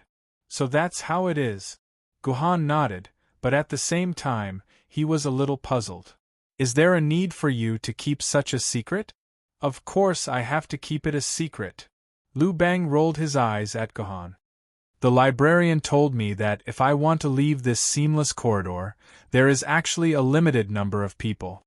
The fewer people who know about it, the better. Of course, there is no need for me to increase my competitors. If that's the case, why didn't you ask the librarian to leave when you met him? Why did you continue to stay in this world?" Gohan asked again. "Do you think I don't want to leave? It's just that the librarian told me that if I want to leave, I must gather a team of 6 people. But the problem is, where can I find 6 people? Lu Bang said with a wry smile. Wait a minute, 6 people. Gohan looked at Zhujo Dangma, then at Zhujo Dangma's 5 fingers. Oh, no more, no less. Exactly 6 people. After learning this crucial information from Lu Bang, the 3 of them became very excited. What they needed to do next seemed to be very simple, which was to find the remaining 3 teammates. Among the 3 teammates, 2 of them had already left. They were Artoria, whom Gohan had to bring away, and Misaka Mikoto, whom Zhujo Dangma had to bring away. As for Lu Bang, he generously expressed that it did not matter to him who the 3rd person was. Gohan could bring whoever he wanted with him, as long as he could get out of this place. In this way, the matter was settled perfectly. At this time, Gohan also knew that the last person must be Chidu Isamu because Chidu Isamu had also returned to the normal world. If Chidu Isamu had not left the seamless corridor, then everything that he had experienced seemed to have become a fabrication. Okay. What you're going to do next is to meet these 3 people you mentioned. Lu Bang touched his head with a slight headache. Sigh, I didn't have any expectations of leaving this place, so it didn't matter if I had to wait another 100 years. But now, I don't even want to wait another minute. The rest of the time passed quickly. Although Gohan and the others met many Yuan Kos, they did not meet any of their target. 12 years passed just like that, and Gohan had stayed in the seamless corridor for 13 years. A sense of anxiety was constantly lingering among the 3 of them. Just like what Lu Bang had said before, as long as they did not know the way to leave, they would be able to survive even if they had to wait another 100 years. But after knowing the way to leave, every minute and second became very difficult to bear. During these 2 years, the only thing the 3 of them could do was to read a large number of novels. Although Gohan had the most novels with him, he didn't read the ones he brought with him. Instead, he read all the novels and books in Lu Bang's dimensional pocket. The reason was very simple. Most of the novels Lu Bang brought with him were novels from before the apocalypse, which contained a lot of culture before the apocalypse. Through these novels, Gohan could fully understand the culture that had disappeared. Just when even the novels could not satisfy their patience, the sudden appearance of a person made Gohan, who was the calmest among the 3, extremely restless. Sword Immortal Hong Jun. I've finally found you. Hurry up and come out. Yanjing City is finished, and Sword Immortal Shihua has died in battle. The next one is Yuzhang City. This was the first sentence the girl said to Gohan when she appeared in front of Gohan. Then, the girl fainted in front of Gohan. She fainted from hunger. Lu Bang said to Gohan after checking the girl's pulse. She fainted from hunger? How is that possible? Zhujo Dangma was very puzzled after hearing this explanation. That was because there was no such thing as hunger in this world. They had lived here for 13 years, and their stomachs had never been hungry. Otherwise, given the 850 years that Lu Bang had spent here, no matter how much food he carried, he would have finished it long ago. Brother Gohan? What do you think is going on? Why did she faint from hunger? Zhujo Dangma instinctively asked Gohan. Because in the past 12 years, Zhujo Dangma had not learned any other skills except for one. That was, ask Gohan when you can't decide. As long as he asked Gohan about something he couldn't decide, Gohan would definitely be able to give the most appropriate solution. But what Zhujo Dangma didn't expect was that when he asked Gohan this time, Gohan didn't answer. He just stood there like a statue, motionless, as if he had lost his soul. What the hell is going on? Brother Gohan, what's wrong with you? Zhujo Dangma instinctively wanted to ask, but Lu Bang took his hand and said with a cautious expression, "It seems that the news just now is extremely bad news for him. It's as bad as knowing that my Han is dead. Let him adjust himself. He is a smart man, and he knows what he should do now." Zhujo Dangma nodded, not fully understanding. As Lu Bang said, Gohan's petrification only lasted for 2 or 3 minutes before he returned to his normal appearance. Then, he bent down, silently took out a bottle of glucose water from his dimensional pocket, and slowly and carefully poured it into the mouth of the girl who suddenly appeared. Chapter 1393. Sword Deity Hong Jun. You are Sword Deity Hong Jun, right? After Gohan fed the girl with the glucose water, the girl immediately jumped up from the ground and hugged Gohan's body and asked anxiously, I am Sword Deity Hong Jun. Why are you looking for me? And you just said that Yanjing City was breached and Sword Deity Shihua died in battle. What is going on? Tell me everything now. Gohan pressed on the girl's shoulder and asked, Emperor Qin Shi Huang Yingzheng. This is all Emperor Qin Shi Huang Yingzheng's doing. Hearing Gohan's question, the girl suddenly sat on the ground and began to tell her story while sobbing. Ever since Sword Immortal Shihua became the chairman of the Sword Committee, she has been very successful in coordinating the problems between the various base cities. She has also successfully won the second and third elections. All humans have been living happily for about 15 years. But before the fourth election, Sword Deity Shihua was very close to the 10 million quarks of sword elements needed to become an Emperor sword wielder. She was only one step away from becoming an Emperor sword wielder. But this caused Emperor Qin Shi Huang Yingzheng to be dissatisfied and afraid. He tried to challenge Sword Deity Shihua in the second and third elections, but he failed in the end. Sword Immortal Shihua's biggest crisis and flaw in her position is her identity as a celestial sword-level sword wielder. Once Sword Immortal Shihua ascends to the throne and becomes a true Emperor sword-level sword wielder, then with the power of an Emperor sword-level sword wielder, Yingzheng will no longer have any chance of winning the election for the fourth time. Yingzheng was not willing to fail just like that. He could only become the leader of humans by defeating Lu Shihua. But because Yingzheng lacked a drop of Zhu Wu's blood essence, he could never become the real Zhu Wu. As for Yingzheng, in order to become the true ancestor of sorcery, he snuck back to the Shanhai Pass and made a crazy agreement with the 12 ancestors of sorcery who were sealed by the Universal Stars formation.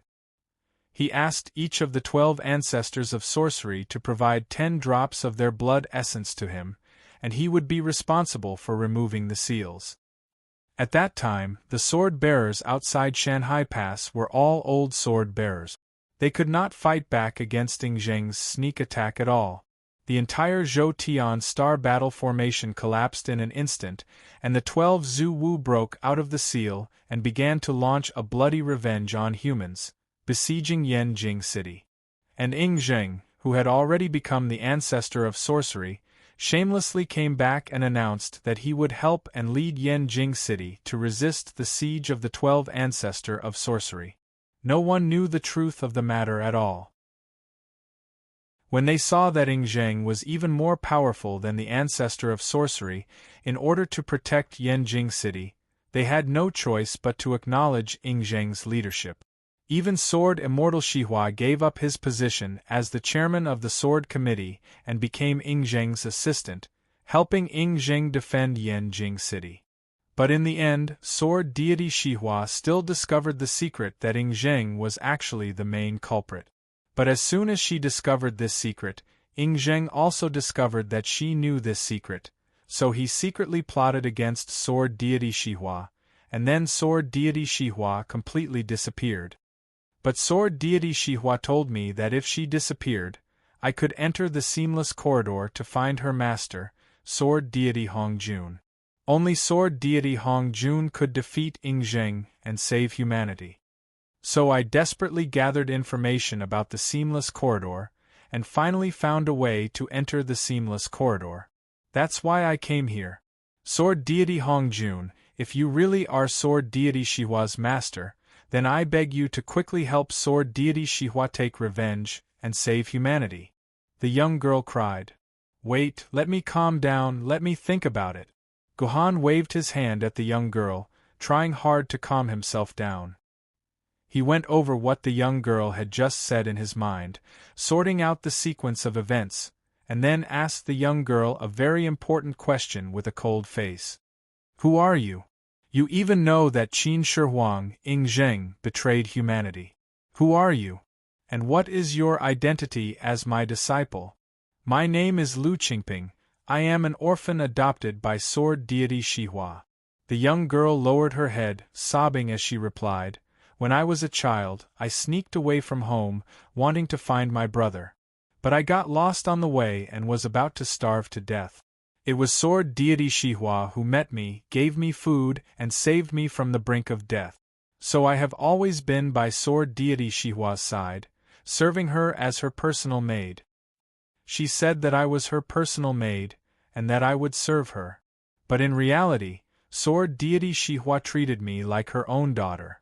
If it wasn't for the fact that I was lacking in talent and only had 9 points of innate sword essence, sword deity Xihua said that she would definitely accept me as her disciple and continue the legacy of the Hongjun bloodline. Lu Qingping. After hearing the young girl's name, Gohan was obviously stunned for a while, then murmured to himself, Why do you have this name? I was not originally named this, but because sword deity Xihua saved me, I voluntarily changed my surname to hers. Lu Qingping replied. Lu Qingping. Qingping. Xihua, you are indeed a good disciple of Master, but Master did not expect that Master would trick you again. A few drops of tears flashed in the corner of Gohan's eyes, and then his expression changed. He suddenly reached out his right hand to Lu Qingping and said, Just based on a few words of yours, I absolutely can't believe you. You'd better have evidence that can prove what you said, otherwise I will not believe you. I have evidence. Lu Qingping nodded repeatedly, then took out a memory card from her body and handed it to Gohan.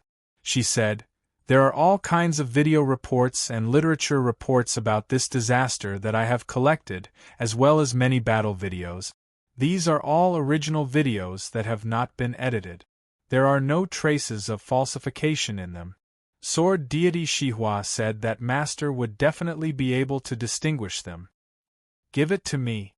Gohan snatched the memory card and inserted it into his personal terminal. He played it for a full 30 days before he finally finished watching all the videos. Through these videos, Gohan finally learned all the stories that had happened in the 15 years after he entered the Seamless Corridor. At the same time, he also learned that the moment Lu Qingping escaped was actually the moment when Yanjing City was captured by the 12 Zhu Wu. From that moment on, all the information came to an end. What happened next? What happened next? What happened after Yanjing City was captured? Gohan tried to calm his tone and asked. Ying Zheng had always been suspicious of me. If I hadn't followed the instructions of sword deity Xihua and lived in the hall of the Sword Committee headquarters, I'm afraid Ying Zheng would have killed me long ago. When Yanjing City was captured, Ying Zheng was busy organizing people to escape and had no time to care about me. I took the opportunity to escape from Yanjing City, found the entrance to the Seamless Corridor, and met you, sword deity Hongjun. And when I was on the run, I heard that all the fugitives were brought to Yuzhong City and used the power of Yuzhong City to defend itself. So if everything went well with Ying Zheng, I'm afraid he has already organized a new defense in Yuzhong City. Lu Qingping said. This guy. Not only did he harm Yanjing City, he also wants to harm my Yuzhong City. Gohan clenched his fists, and the anger in his heart had obviously reached the extreme. But after the extreme anger, some doubts about Lu Qingping surged into his heart.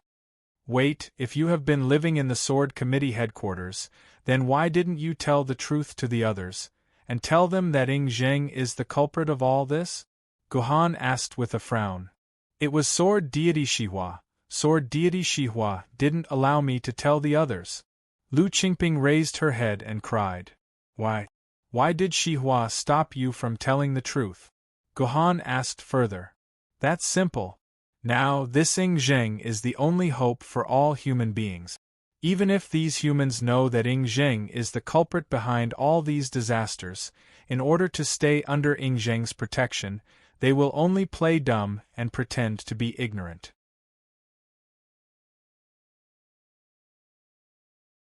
Chapter 1394. I have one last question. Guhan agreed with Lu Qingping's explanation for the previous question. He then asked, "You are just a mortal. How on earth did you escape from Yanjing City, which was surrounded by the Wu people? And how on earth did you get into the seamless corridor through the dimensional space? I'm afraid this is not something a mortal like you can do." This is what it told me. Lu Qingping hurriedly took out a letter from her body and handed it to Guhan. Guhan took the letter and found that it was written in a very graceful handwriting. "Go all the way north, according to the directions on this map, enter Guanghui City, arrive at Guanghui Amusement Park, and enter the seamless corridor through the tunnel of the castle in Guanghui Amusement Park to find sword deity Hong Jun." What? Seeing this letter, Guhan's expression suddenly changed. He suddenly remembered that he had heard Chidu Isuzu say that the reason she had entered the world of the seamless corridor was because she had accidentally dug the entrance to the seamless corridor when she was digging soil in Guanghui Amusement Park. That was why she had fallen into the seamless corridor. Jojo Doma, who was next to him, had also mistakenly entered the seamless corridor when passing through a cave in North Korea. The experience of these two people proved that there was indeed an entrance to the seamless corridor in Guanghui Amusement Park. He did not expect that this letter would actually guide Lu Qingping to enter the seamless corridor through this route. This route did not require her to pass through the dangerous dimensional space. As long as she did not meet Yuan Ko along the way, she could indeed enter the seamless corridor safely. But here came the problem. Guanghui Amusement Park was a hidden area outside of the human world. In the entire human world, perhaps only 3 people, Guhan, Liuonian Ling, and Ashima, knew about it. But among the 3 of them, except for Guhan, no one knew that there was an entrance to the seamless corridor in Guanghui Amusement Park. As for Guhan himself, he had only found out about this after entering the seamless corridor. In other words, there was no one in the human world who knew about this secret. Then who was it that had written this note and given it to Lu Qingping? A very handsome but cold-looking uncle gave it to me. When Guhan threw this question to Lu Qingping answered. He said that this note was left by Sword Immortal Hong Jun. He also said that because the Wu people were all killed, there were not many subordinates of 12 Zhu Wu. At the same time, he chased the fleeing crowd to the south. On the contrary, there were no Wu people in the northeast direction where 12 Zhu Wu came from. Moreover, the 12 grand sorcerers have scared off all the Yuanko on their way here. As long as I'm lucky enough, I might be able to reach my destination safely if I keep driving the hovercraft and don't stop to rest. As this uncle said, I didn't encounter any danger along the way and found you, Sword Celestial Hong Jun. Very handsome? An uncle who looks cold? Hearing Lu Qingping's words, Guhan felt particularly curious about this uncle who suddenly appeared. Guhan was 100% sure that it was impossible for him to leave such a note for anyone. Moreover, looking at the graceful handwriting on the letter, it was impossible for this handwriting to be written by Guhan. This was clearly the handwriting of a gentle girl. So the identity of this uncle became very important. Where did he get such a note and give it to Lu Qingping at the right time? Could there be some kind of conspiracy behind this? Or was this all part of Ing Zheng's plan? Guhan thought about many things. His thoughts became more and more erratic. He felt that there were all kinds of conspiracies, until Guhan's hands accidentally touched the celestial cactus at his waist. Guhan suddenly came to a realization. Could this handsome, cold-looking uncle be Xian? Look, is this the uncle you were talking about? Guhan used his personal terminal to project a picture of Xian. This picture was taken secretly by Guhan when Xian wasn't paying attention. so the picture wasn't very clear. Parts of the picture were still very blurry. But it was such a picture that Lu Qingping recognized it immediately. She shouted, "It's this uncle! It's him who gave me this note." "I Ching, oh I Ching! So this matter was also part of your plan." Seeing Lu Qingping's reaction, Guhan smiled bitterly in his heart. If this person was really Xian, then there was a reasonable explanation. This graceful handwriting on the note must have been left behind by I Ching. Since I Ching could leave celestial captives to Xian, it wouldn't be a problem for him to leave behind a note like this. I Ching must have already known about the shocking event that happened today. She probably knew about Lu Qingping's existence. That's why she left this note in advance for Xian to pass it to Lu Qingping, so that Lu Qingping could enter the seamless corridor to find him. "I Ching, oh I Ching! Why did you have to go through all this trouble? Why didn't you just tell me about it? That way, I could have killed that Ing Jing fellow before entering the seamless corridor. I wouldn't have been able to get any information about the Xuanwu tortoise from him. I Ching, oh I Ching, why didn't you tell me? Why did you have to watch my disciple die?" Guhan's heart was filled with endless anger. His anger was directed at I Ching. Since I Ching had already arranged everything 800 years ago, she could have told him everything that had happened today. Then he would never have entered the seamless corridor. He would have been completely ignorant of what had happened in the outside world. He wouldn't have even known that his most beloved disciple had been killed. This was all I Ching's fault. But this anger was only temporary. After the anger subsided, rationality returned. Guhan's anger towards I Ching slowly subsided. To I Ching, maintaining the accuracy of history was her true goal. If he had entered the seamless corridor in the real world, then I Ching wouldn't have told him all this. Otherwise, he wouldn't have followed the original course of history. In the end, the entire history of the world might collapse. No one knew what would happen after the history of the world changed. Would a new side world be carved out, or would the entire timeline collapse and the universe be destroyed? No one knew what the consequences would be. I Ching naturally wouldn't take such a risk. Guhan understood I Ching's thoughts. The anger in his heart naturally dissipated. And at the same time, Guhan also remembered that in Lu Qingping's words, Lu Shihua seemed to have only gone missing. Thinking of this, Guhan's heart was once again ignited with a little hope. "Let me ask you, is Shihua really dead? Why did you change your statement and say that she's missing?" Guhan asked excitedly. "Because Ing Jing released the video of Sword Immortal Shihua's death. Sword Immortal Shihua was eaten by ancestral Magus Divine Jiang. Ing Zheng was the only one who saw this part of the battle, so there was no second witness. However, the video was verified to be real and not falsified. So the people of Yanjing City think that Sword Immortal Shihua is dead, but there is no corpse left. But I'm more willing to believe that Sword Immortal Shihua is missing. It's very likely that she's still alive. No, Shihua must still be alive. I have a feeling that she won't die." Guhan stood up again, and a huge invisible force filled the entire venue. Lu Qingping, Lu Bang, and Zhou Dangma couldn't help but feel a huge sense of suffocation, as if their whole bodies were about to be strangled to death. Just when the three of them were about to be completely suffocated, Guhan withdrew his force in an instant, like an ordinary person without any power. "Mr. Lu Bang, Mr. Zhou Dangma, I think it's necessary to change my plan.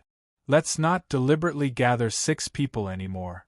Once we meet 2 more living people, we'll go directly to the library, find the librarian, and leave this seamless corridor," Guhan said lightly. "I say, Guhan, don't you want to find your Miss Artoria? Didn't you say that the fundamental purpose of your coming to this world is to find her and bring her back? Why did you change your mind now? Don't you want to bring her back? Didn't you come here for nothing?" Lu Bang mumbled. "It doesn't matter. Artoria is just a one-sided joke to me. The things I've done for her are already ridiculous enough. Even my apprentice's life and death are unknown now. I have to return to the real world immediately, kill Ingzheng, and then kill 12 Zuwu. Otherwise, all humans will be extinct. Even if I find Artoria, what's the point? Gohan muttered to himself. At this moment, Gohan suddenly felt that he was a complete fool. They had only met once in a dungeon, and they hadn't even met in real life. Yet, he had fallen in love with Artoria just like that, and he had even risked his life to enter the seamless corridor for her. All of this sounded like a ridiculous joke. If it weren't for the huge crisis that humanity was facing this time, Gohan's sweet dream might have continued. Now that his sweet dream had been mercilessly shattered, it was time to wake up from it and save and protect what truly belonged to him. Come on. I don't care if you bring Artoria or not, just bring me along. Liu Bang shrugged and said. I don't care, I must find Misaka Mikoto, or I will never leave. Jojo Dangma, who was next to him, was not so easy to talk to. If he did not find Misaka Mikoto, he would obviously not leave. Alright. When we find Miss Misaka Mikoto, we'll leave. Gohan nodded and said straightforwardly. Jojo Dangma also nodded happily. However, what Jojo Dangma did not know was that at this time, Gohan had already made up his mind. Once he gathered 6 people, he would immediately control Jojo Dangma. After all, he only needed to use his right hand. It was not a difficult task for Gohan. You're tuning in to the Phoenix Knights YouTube channel. Don't forget to subscribe and join us on this journey to catch the most captivating stories.